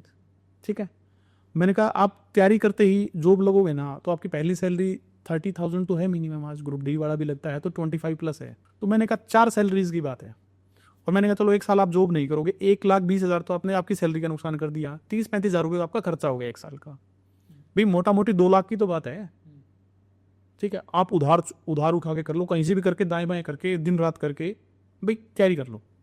मैं ऐसा ज्ञान देता हूँ बच्चों को। लेकिन वो बच्चे ने मान लिया जॉब छोड़ दी मेरे कहने से, और वो 1 साल तक लगा रहा पागलों की तरह, और क्या पता सरकार एग्जाम ही ना ले उस साल, वो कितना डिमोटिवेट होगा। उसका वो कर्जा जो है वो उतरेगा ही नहीं कभी भी, और वो दोबारा कभी जिंदगी में हिम्मत नहीं कर पाएगा कि तैयारी कर ले। बताओ आप कर पाएगा? तो डिप्रेशन में चला जाएगा। अब ये गलती किसकी है, बच्चे की है सरकार की? उसको लगेगा टीचर की है, उसको लगेगा टीचर की गलती है कि उसने ऐसा ज्ञान दिया और उस ज्ञान की वजह से ही हो गया है। जबकि सही है, गोल तो तभी बनेगा ना जब आपके पास सामने मतलब कुछ चीज़ तो हो कि भाई मेरे को ये करना है। अब CGL SSC की मैं बात करता हूँ, या IBPS बैंकिंग की जो तैयारी करते हैं, बच्चे से हो ना, इट डजेंट मैटर, एग्ज़ाम तो होता है टाइम पे, और एक ट्रांसपेरेंसी रहती है एग्ज़ाम के अंदर कि भाई ये हुआ, उसकी की जारी होगी। हालांकि हरियाणा में धीरे धीरे सिस्टम सुधर रहा है, लेकिन उस लेवल पे नहीं आ पा रहा जिस लेवल पे आना चाहिए। लेकिन कब आएगा? जब गलती महसूस हो जाएगी, जब प्रोटेस्ट कर देंगे ना बच्चे, तब। मतलब कोई भी चीज़ है उसका पहले एनालिसिस नहीं करते। जब लोग प्रोटेस्ट कर दें, उसको गलती का अंदाज़ा करवा दें और उनको हो जाए अंदाज़ा, पहले तो मानते ही नहीं खुद की गलती। अगर खुद की गलती मान ले, उसके बाद जो है वो रूल निकालेंगे। आप पहले भी तो रूल निकाल सकते हो। दूसरी चीज़, सिलेबस डिफाइन नहीं करते। आप बच्चे को ये बता सकते हो पहले, जैसे SSC बताती है कि भाई तेरा 15 नंबर का मैथ्स आएगा, 15 की रीजनिंग आएगी, ये इंग्लिश आएंगी, और मैथ्स में ये टॉपिक आएंगे। आप बता दो बच्चे को यार इसमें दिक्कत क्या है। आपको एग्ज़ाम बनाना है, आप कोई भी चीज़ है उसकी पहले बच्चे को बता सकते हो कि भाई ये चीज़ें जो हैं भी हम एग्ज़ाम में हमारे पूछेंगे, क्या मजाल है, बता दे। HPSC में तो बहुत बार देखने को मिलता है कि दूसरे स्टेट की चीज़ें एज इट इज़ अपने स्टेट में चिपका दी जाती हैं। अब पता नहीं क्या किसको फ़ायदा पहुंचाने की कोशिश हो रही है, क्या हो रहा है क्या नहीं हो रहा, हम डिफाइन नहीं कर सकते इस चीज़ को, लेकिन ये चीज़ें होती हैं। हालांकि सरकार की बहुत सारी अच्छी चीज़ें भी हैं। पहले कांग्रेस की गवर्नमेंट में एग्जाम नहीं होता था, ठीक है, तो बच्चे तैयारी नहीं करते थे, लाइब्रेरीज नहीं थी। अब गाँव में लाइब्रेरी खुल रही है, तो बच्चे तैयारी कर रहे हैं ऑनलाइन माध्यम से, ऑफलाइन माध्यम से, जैसे भी हैं आ रहे हैं, जुड़ रहे हैं हमारे साथ। लेकिन बहुत सारी कमियां हैं यूवी सिस्टम में, उन कमियों को और सुधारा जा सकता है। भाई आप ये वैकेंसीज जो हैं वो इलेक्शन टाइम पे ले रहे हो, इलेक्शन टाइम पे बच्चों का एग्जाम पर, और ये पहले भी तो हो सकता है। आप 5,000 पुलिस वालों की भर्ती कर लिया आपने एक साथ, ठीक है, लेकिन वो 5 साल में एक ही बार हुई। अगर मान लिया एक बच्चा जा रहा है, मान लिया एग्जाम देने, उसकी पूरी तैयारी सब कुछ है, अनफॉर्चुनेटली किस गलती की वजह से वो एग्जाम में नहीं पहुंच पाया है, एग्जामिनेशन सेंटर के बाहर जाम की वजह से लेट हो गया वो, तो 5 साल में एक ही भर्ती उसको देखने को मिली। आप हजार करके 5 बार भी तो बच्चों को भर सकते हो। भी एक साथ मैं कहता हूँ कि 30,000 बच्चे ना भरो, आप 5-5 हजार करके भरो, ताकि एक बच्चे को अटेम्प्ट देने का मौका तो मिले। अब 5 साल में एक बार पेपर हुआ, उस दिन क्या पता उसका वो डे, उसका दिन खराब था, उस दिन खराब होने की वजह से उसका पेपर खराब हो गया बच्चे का, अब वो उसका नेक्स्ट तो अटेम्प्ट गया ना। अब वो नेक्स्ट जब होगा उसमें एलिजिबल भी नहीं रहेगा। नेक्स्ट में क्या पता एलिजिबल ना रहे, एज चली जाए उसकी। बहुत सारी ऐसी दिक्कतों का सामना जो है बच्चों को करना पड़ता है। हर साल मेरे भी दो ही चीज़ें हैं कि हर साल एक तो कैलेंडर जारी होना चाहिए हर साल का, और एक सिलेबस डिफाइन होना चाहिए। तो मतलब एक डिफरेंस तो यही हो गया उन एग्जाम्स में और इनमें, कैलेंडर का कि कैलेंडर का डिफरेंस हो गया और dates नहीं है प्रॉपर, तो बच्चे गोल बना नहीं पाते हैं। हाँ, गोल बच्चे गोल goal सेट बना- नहीं कर goal पाते कि कब क्या करे, कब क्या लिए तैयारी करे। तो चलो ये तो बात होगी एग्जाम साइड से। बच्चों की साइड से क्या एटीट्यूड में कोई डिफरेंस, तैयारी का? हाँ, बच्चों में बहुत सारी कमियां हैं, बच्चों की कमियां डिस्कस करते हैं हम। एक तो ना हरियाणा के बच्चे जो देसी तरीके से चलते हैं, सबसे बड़ी कमी यही है। जैसे कि क्या मतलब, पेपर आ गया, सबको पता है, जैसे सीईटी का प्री हो चुका है, अब ये बात कंफर्म है कि मेंस होगा कब ये कंफर्म नहीं है। वो तो नहीं। डी के लिए भी क्या रखा है कि वैकेंसीज आएंगी, लेकिन बच्चा क्या है, जिस दिन फार्म आ जाएंगे ना, भी फार्म निकल गए, उस दिन सोचेगा कि भाई किसका तो कोर्स लेऊं, कैसे तैयारी करूं, और फार्म लेके सरकार भूल गई मान लिया, तो वो बच्चा भी भूल जाएगा, वो कहेगा यार पेपर तो होता नहीं, बोला छोड़ है। हमारे इंस्टीट्यूट में मैं देखता हूँ बैच के अंदर एडमिशन लेते हैं, मान लिया फॉर एग्जांपल 80 बच्चे, जब वो 6 महीने बैच कंप्लीट होने को आता है ना, तो 15 से 20 बच्चे के बीच में बच्चे बचते हैं जो उस बैच को लगा रहे होते हैं। ये 60-65 बच्चे कहाँ गायब हो जाते हैं, इसका हमें आज तक हिसाब किताब नहीं आया। सीरियसली बता रहा हूँ आपको बहुत बड़ा आंकड़ा, खराब आंकड़ा लगेगा। हम अटेंडेंस लेते हैं, कॉल भी करते हैं, बच्चे खुद का नंबर लिखवा जाते हैं, मान लिया पेरेंट्स को भी पता नहीं कैसी गोड़ी देते हैं कि मज़ा नहीं आ रहा, बढ़िया नहीं पढ़ा रहे, हमने ऑनलाइन ले लिया, ये कर लिया, वो कर लिया, मतलब पता नहीं क्या गोड़ीबाजी कर मैनेज कर लेते हैं हर चीज़ को, पता नहीं उनका ऐसा मोह भंग हो जाता है। और हमारा नहीं, सभी कोचिंग्स का यही हाल है कि जब वो बैच खत्म होने को आता है तो सिर्फ 20% स्ट्रेंथ जो है, 20 से भी लो लगा लो, वो स्ट्रेंथ बच जाती है, बाकी बच्चे कहाँ गायब हो जाते हैं पता ही नहीं चलता। और जबकि वही टीचर्स हैं स्टार्टिंग से पढ़ाने वाले, वही अच्छा कंटेंट पढ़ाते हैं, ना कुछ चेंज होता है ना कुछ और, स्टिल छोड़ जाती है। मतलब हम ये कह सकते हैं कि पूरे हरियाणा में अगर 100 बच्चे तैयारी कर रहे हैं, हाँ, तो 20 ही तैयारी कर रहे होते हैं, बाकी 80 गायब हो जाते हैं। बाकी इसी गायब हो जाते हैं। और वो जैसे ही एग्जाम आएगा तब एग्जाम आएगा तो वो मैराथन देखेंगे और मैराथन देख के उनको लगेगा कि वो कर देंगे। तो मैराथन उसी बच्चे के लिए है जिसने पूरा पढ़ रखा है, रिवीजन के लिए होती है मैराथन। लेकिन अपने बच्चे क्या हैं कि मैराथन को पढ़ने के लिए यूज करते हैं। बताओ, कंसेप्ट मतलब पढ़ने का ही कंसेप्ट गलत है ना। भी टीचर पढ़ा रहा है मैराथन, ठीक है, एक अच्छी बात है कि भी वो उसने जो पढ़ाया वो पूरा का पूरा कंटेंट जो है आपको रिवाइज करवा रहा है, वो तो अच्छी बात है, वो 12-12 घंटे पढ़ा रहा है। लेकिन बच्चे की तो एफिशिएंसी नहीं है, जो फर्स्ट टाइम कर रहा है वो 12 घंटे का कंटेंट कैसे कर लेगा। वो कहता है कि बोला 10 दिन बचे हैं, बोले 10 मैराथन करके जाऊंगा, बोले और फिर 10 मैराथन में से आएगा कंटेंट, लेकिन उसको तो नहीं आएगा टाइम पे। फिर वो ये कहेगा कि इसी में से तो कुछ भी नहीं हुआ। और जो 6 महीने में चीज़ सीखने वाली है वो 10 दिन में कैसे सीख सकते हो आप। एवरीथिंग टेक्स टाइम ना, कैसे हो सकता है ऐसा पॉसिबल। मतलब कह सकते हैं कि डिसिप्लिन की डिसिप्लिन और एटीट्यूड दोनों चीज़ों की कमी है। एटीट्यूड भी खराब, एटीट्यूड टुवर्ड्स स्टडी बहुत ज़्यादा खराब है। एक क्या है कि लैक ऑफ गाइडेंस बच्चों में बहुत ज़्यादा। बच्चे मेरे से बार बार पूछते हैं कि सर कैसे तैयारी करें। आपके माध्यम से मैं बता भी देता हूँ कि तैयारी, क्योंकि मैंने बहुत सारे एग्जाम्स क्रैक किए हैं खुद ने, तो तैयारी करने की एक परफेक्ट अप्रोच क्या है वो हम डिस्कस कर लेते हैं। सभी बच्चे 10th पास करते हैं, 12th पास आपने भी की है, मैंने भी की है। उस टाइम पे क्या होता था, परसेंटेज अच्छे हैं तो परसेंटेज अच्छी, नॉन मेडिकल बेकार है तो आर्ट्स, मीडियम बच्चे को कॉमर्स दिलवा दी मैंने, ठीक है आप मीडियम में थे, मतलब मैं मीडियम में था, ठीक है। अच्छा, क्या है कि उस टाइम पे 10th क्लास में लगभग बच्चे जो ठीक ठाक हैं वो 80 वो मिलते हैं, ठीक है, 80% आते हैं बच्चों के। कैसे आते हैं, क्योंकि सिलेबस डिफाइन होता है, बुक्स को प्रॉपर करते हैं, बीच में मिड टर्म एग्जाम्स भी होते हैं, सब चीज़ों को सीरियसली, और टीचर्स को भी सीरियसली लेते हैं उस टाइम पे बच्चे। जो टीचर्स बताते हैं उस बात को भी मानते हैं, हर चीज़ को एक सिक्वेंशियल तरीके से करते हैं। Class test, chapter wise test अलग अलग होते हैं।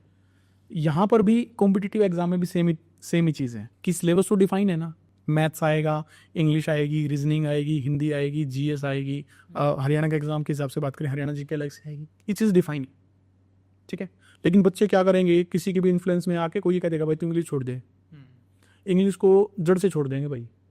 और इंग्लिश आ जाती है कई बार 15 नंबरों की, 100 में से 15 नंबरों की आपने इंग्लिश छोड़ दी, तो आप फाइट कितने में से कर रहे हैं, 85 में से।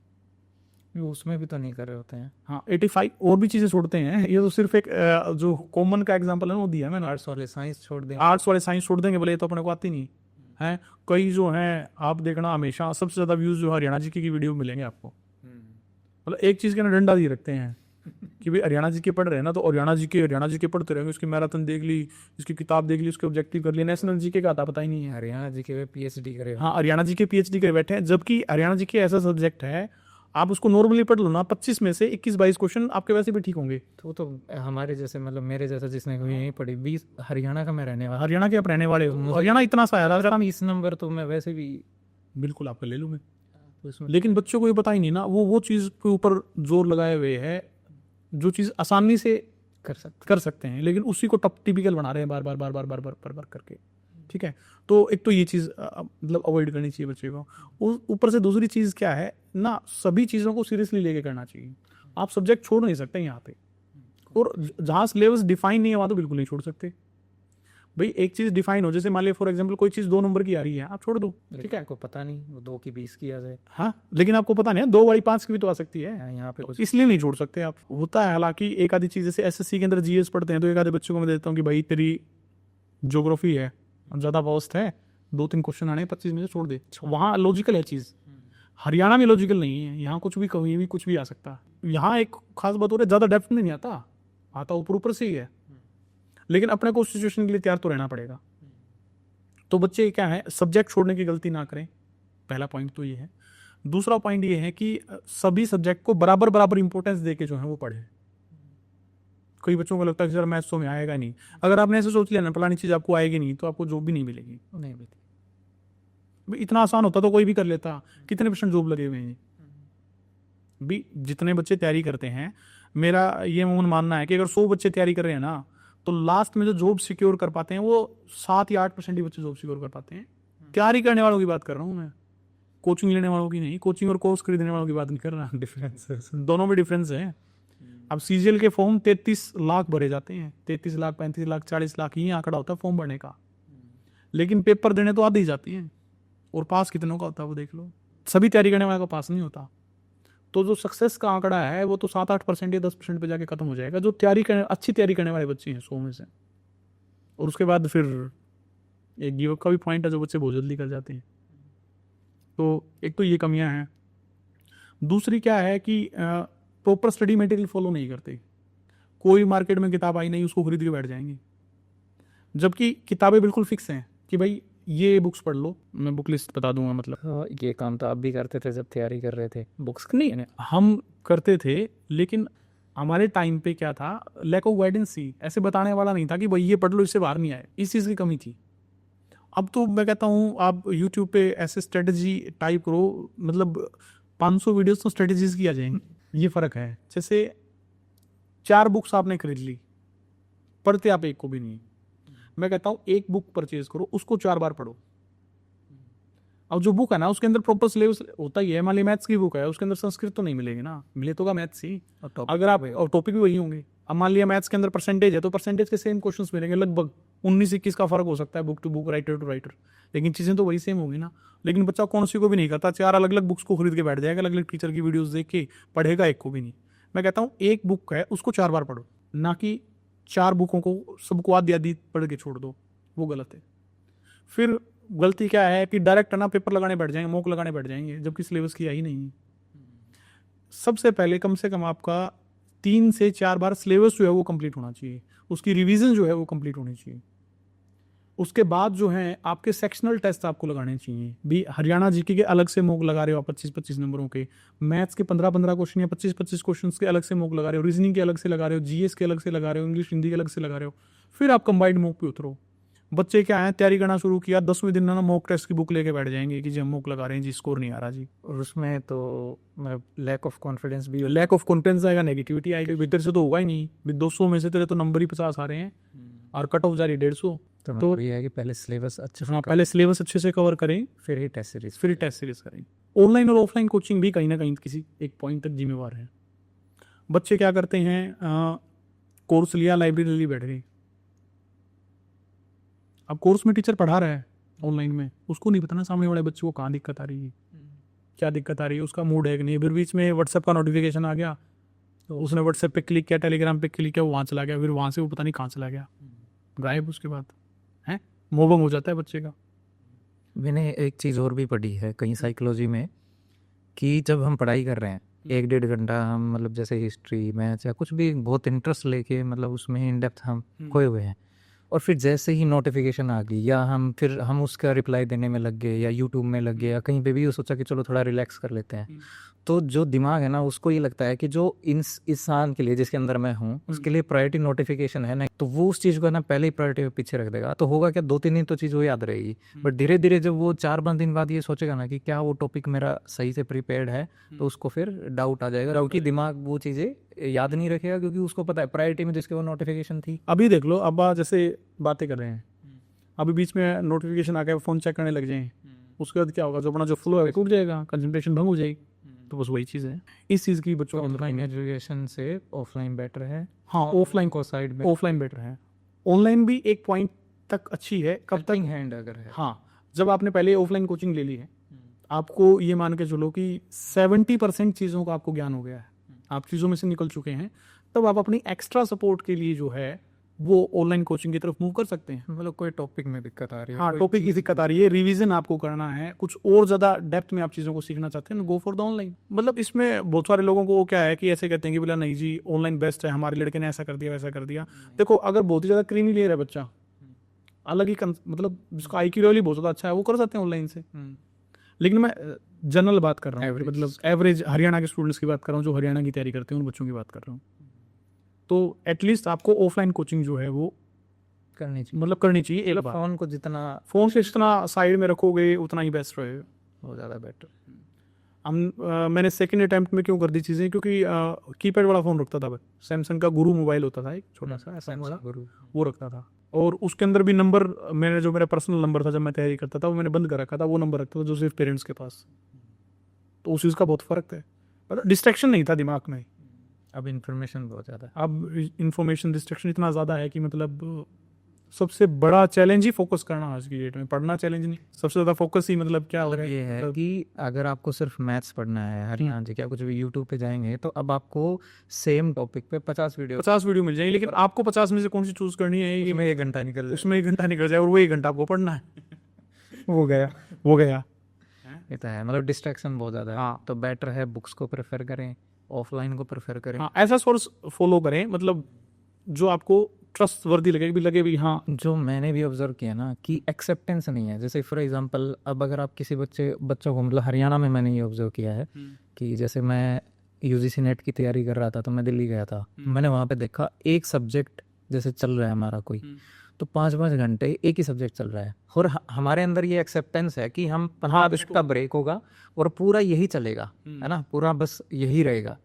तो लेकिन यहाँ पे जैसे ही अगर आपको मतलब ये कहें ना कि 1 घंटा हो गया है, अगर आप ये सोचो कि अरे हम मैथ्स या ज्योग्राफी या जो भी सब्जेक्ट है इसको आज 2 घंटे या 3 घंटे करते हैं, ठीक है, तो वो एक एक्सेप्टेंस नहीं है कि नहीं मैं 3 घंटे तो मैं नहीं कर सकता। आप करवा सकते हो बच्चों को, उसके लिए क्या है, आपको टीचर कम और कॉमेडियन ज़्यादा होना पड़ेगा। चुटकुले हाँ, हरियाणा के बच्चों को ये पसंद है भी, आप चुटकुले सुना लो, डबल मीनिंग बातें कर लो, वो तो लगेंगे अच्छे, ठीक है।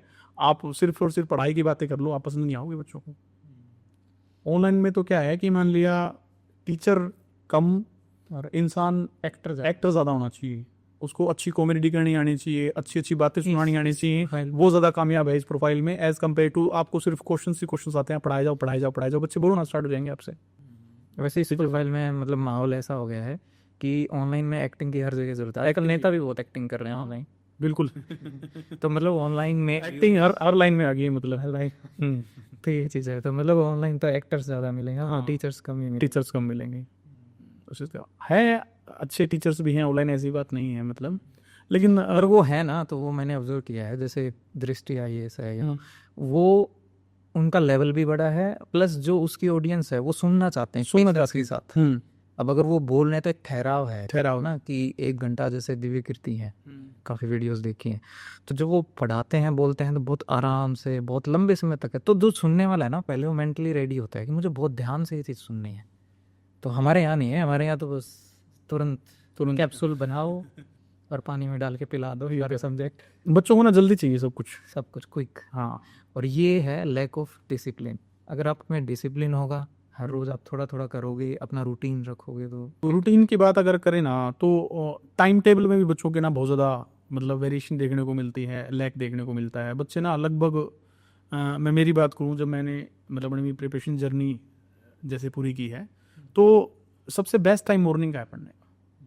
जो याद करने का टाइम है अपने भाई वेदों में पुराणों में पढ़ लो, कहीं भी पढ़ लो आप, सबसे बेस्ट टाइम फ्रेश माइंड सुबह उठो। मैं कहता हूँ बच्चे को ब्रह्म मुहूर्त यानी कि सूरज निकलने से पहले उठो। आपका बीच में क्वेश्चन आया था कि मतलब मैंने अपनी प्रिपरेशन जर्नी को वर्किंग भाई जो प्रोफाइल के साथ साथ, अब जैसे मैं इंस्टीट्यूट रन करने के साथ साथ जो है वो कैसे मैंने इसको कंटिन्यू रखा। मैं हमेशा सुबह 4 बजे उठता था। सुबह 4 बजे उठ के बढ़िया कॉफ़ी खुद के लिए बनाता था, ठीक है। उस टाइम सब शांत, सभी सोए हुए हैं, सोसाइटी सोई हुई है, गड़ियाँ सोई, सब कुछ सोया हुआ है। अपने आराम से एक cup coffee P, relax mind से। फ़ोन को नहीं देखना है, फ़ोन को रखना है दूर। जो भी याद करने का जो भी काम है, कि जो चीज़ें मुझे जीएस याद करनी है, इंग्लिश की वोकैब मुझे याद करनी है, मुझे कोई कंसेप्ट से याद करने हैं, वो सारा का सारा मैंने सुबह 4 से लेके गर्मियों में सुबह 7 बजे तक, सर्दियों में 4 से लेके सुबह 8 बजे तक, बीच में एक ब्रेक ले लो, एक सॉन्ग सुन के रख दिया, ठीक है। वो तो देखो सबकी अलग अलग होती हैं, यहीं पे साथ में च्युइंगम रखते हैं, कोई साथ में टॉफीज रख सकते हो, ठीक है। ये कर सकते हो आप बीच में। तो सुबह 4 से लेके 8 तक हो गए 4 घंटे। इन 4 घंटों में मैं इतना पढ़ जाता था कि बच्चा पूरे दिन में 8 घंटे में भी नहीं पढ़ सकता। क्यों? कंसंट्रेशन, डिस्ट्रैक्शन, फोकस, डिस्ट्रैक्शन नहीं है, कोई भी किसी टाइप की साउंड नहीं आ रही, आपको कोई मैसेज करने वाला नहीं है, किसी भी चीज़ की नोटिफिकेशन नहीं आ रही उस टाइम पे। अब बताओ कितने शांत माइंड से आप पढ़ो, और कोई आपको कोई काम कहने वाला नहीं है सुबह 4 से लेकर 8 के बीच में। और कई बच्चे क्या करते हैं, उठते ही 8:30 बजे, तो होगी दिन की शुरुआत उनकी तो अच्छी फिर है। अपने क्या है कि बायोलॉजिकल साइकिल को ना फॉलो करके नहीं चलते बच्चे। रात को पढ़ेंगे, और पढ़ने का तरीका भी क्या है कि दोनों कानों में ईयरफोन लगा हुआ है और साथ में पढ़ रहे हैं, बताओ, और याद करने का काम कर रहे हैं, बताओ क्या पॉसिबल है? आप बताओ। साथ में म्यूजिक भी साथ में म्यूजिक भी चल रहा है, और कोई तो ना इवन म्यूजिक तो चलो छोड़ो, आप छोटी बात हो गई, फिल्म देखते देखते पढ़ाई करते हैं। मतलब कर क्या रहे हैं, कोई डायरेक्शन ही नहीं है। मतलब कि आप मूवी देख रहे हो, मूवी में एक अलग कंसेप्ट चल रहा है, आपकी पढ़ाई में एक अलग कंसेप्ट चल रहा है। अब कैसे मतलब मैच कर सकते हो दोनों चीज़ों को? मतलब दिमाग भी कंफ्यूज है, दिमाग भी कंफ्यूज है। एंटरटेनमेंट चाहिए कि पढ़ाई चाहिए, क्या चाहिए, प्रायोरिटी समझ नहीं है। प्रायोरिटी नहीं समझ में आ रही। फिर कह रहे हैं कि सर ये कंसेप्ट भूल गया, सर ये गलती होगी, सर ये हो गया, सर वो हो गया। फिर बाद में तो बात है। तो फोकस होना चाहिए बच्चों का, टाइम टेबल होना चाहिए एक चीज़ का, कि भाई जो बच्चा ना सुबह उठ के पढ़ेगा उसको 6 महीने में सक्सेस मिल जाएगी, जो शाम को पढ़ता है उसको 1 साल में मिलेगी। इतना फर्क पड़ जाएगा। और मैं कहता हूँ एंड्रॉयड फ़ोन से दूरी बना के रखनी चाहिए बच्चों को। हालांकि पॉसिबल नहीं है प्रैक्टिकल, मुझे आज भी तैयारी करनी हो ना, तो मैं एक टैब रखूँ साथ में जिसमें सिम नहीं है, वर्किंग के लिए। अगर मुझे PDF चाहिए, टेलीग्राम चाहिए, मुझे नेट से कुछ चीज़ सर्च करनी है, तो मैं उस टैब का यूज़ करूँ। मुझे फ़ोन यूज़ करना है तो मैं कीपैड वाला फ़ोन रखूँ, कि भाई कम्युनिकेशन के लिए ज़रूरी है आज। तो आप बेस्ट कॉम्बिनेशन क्या, एक कीपैड वाला फ़ोन रखो, साथ में एक टैब रखो, जो भी इंटरनेट का काम है उससे करो। उससे क्या होगा, आपका टाइम बहुत ज़्यादा बचेगा, और आप उसको तभी चलाओगे जब आपको काम होगा। लेकिन फ़ोन में क्या अननेसेसरी चीज़ें जो है हम चलाते रहते हैं, और वो इतना टाइम खा जाती है, हमें समझ में नहीं आता खुद को। पर ये भी हो जाता है ना, जैसे लाइब्रेरी ले ली 500 रुपये में, तो फ्री का वाईफाई मिल रहा है, तो मूवी तो हाँ, मूवी बनती है, देखनी बनती, डाउनलोड करनी भी बनती है। ये तो है बच्चों में, तो ये फ्री की चीज़ें भी तो ये फ्री की चीज़ें बिल्कुल। ये जो डाटा मिलता है 1.5 GB, हमें एहसास का होने देता बेरोजगारी का, कि कब हमारे जवानी के 1 साल 2 साल 3 साल 4 साल तैयारी में निकल गए, हमें पता नहीं चला कि हम तैयारी करते करते बूढ़े हो गए। ये तैयारी कब हमारी जवानी खा जाती है समझ नहीं आता। सही है। तो उम्मीद करेंगे कुछ जो भी बच्चे इसको देख रहे हैं उनको मतलब कुछ समझ आएगा। हाँ, कुछ समझ आए, कुछ तो सीखने को मिले, तो सीखने एटलीस्ट 10% चीज़ें तो कहीं ना कहीं हेल्प हो, कोई चीज़ समझ आए। चलो फिर सर एंड करते हैं आज के सेशन को। ज़्यादा लंबा हो रहा है। हाँ, ज़्यादा लंबा हो रहा है, मुझे लगता है फिर से ज्ञान ज़्यादा ज्ञान पसंद नहीं आया, फिर से बच्चे बोर हो जाएंगे। तो अंत में मैं कहना चाहूँगा भाई कि ना सबसे पहले जो चीज़ें मैंने बताई हैं उन पर फोकस करने की कोशिश करें, और डिसिप्लिन रहें लाइफ में, और पेशेंस रखें। मतलब जब चीज़ें परफेक्ट टाइमिंग आएगी तो चीज़ें आपको मिल जाएंगी। मतलब आप एकदम से ना कोशिश करें चीज़ों को प्राप्त करने की। मतलब अपनी जो प्रिपरेशन जर्नी है उसको करते रहें। एट जब आपका समय आएगा, जब आपका राइट टाइम होगा, तो उस टाइम पे वो चीज़ आपको मिल जाएगी। एक सही स्ट्रेटजी और सही सिलेबस और सही गाइडेंस के अंदर जो है वो चीज़ों को करने की कोशिश करें। होच-पोच ना करें, तरीके से पढ़ें, चीज़ों को सलीके के से तरीके से करेंगे, वेल अरेंज मैनर में करेंगे, तो आपको चीज़ें मुश्किल लगने वाली चीज़ें बहुत ज़्यादा आसान लगेंगी। डिस्ट्रैक्शंस पे जो हैं आप मिनिमम फोकस जो है वो अपना रखें। चलिए आज के सेशन को फिर हम ऐड करते हैं। एक चीज़, एक शायरी जो है आप लोगों के लिए मैं लिख के लाया था, हालांकि 2-3 बार मैंने याद करने की कोशिश की, मुझे हुई नहीं, क्योंकि मैं अच्छा शायर नहीं हूँ, एक मैथ्स अध्यापक हूँ। तो मैं शुरू करना चाहूँगा। कुछ लोग तुम्हें समझाएंगे, वो तुम्हें खौफ दिखाएंगे, जो है वो भी खो सकता है, इस राह में रहजन है इतने, कुछ और यहाँ हो सकता है, कुछ और यहाँ हो सकता है, कुछ और तो अक्सर होता है, कुछ और तो अक्सर होता है, पर तुम जिस लम्हे में जिंदा हो, ये लम्हा तुमसे जिंदा है, ये लम्हा तुमसे जिंदा है, ये वक्त नहीं फिर आएगा, तुम अपनी करनी कर जाओ, जो होगा देखा जाएगा।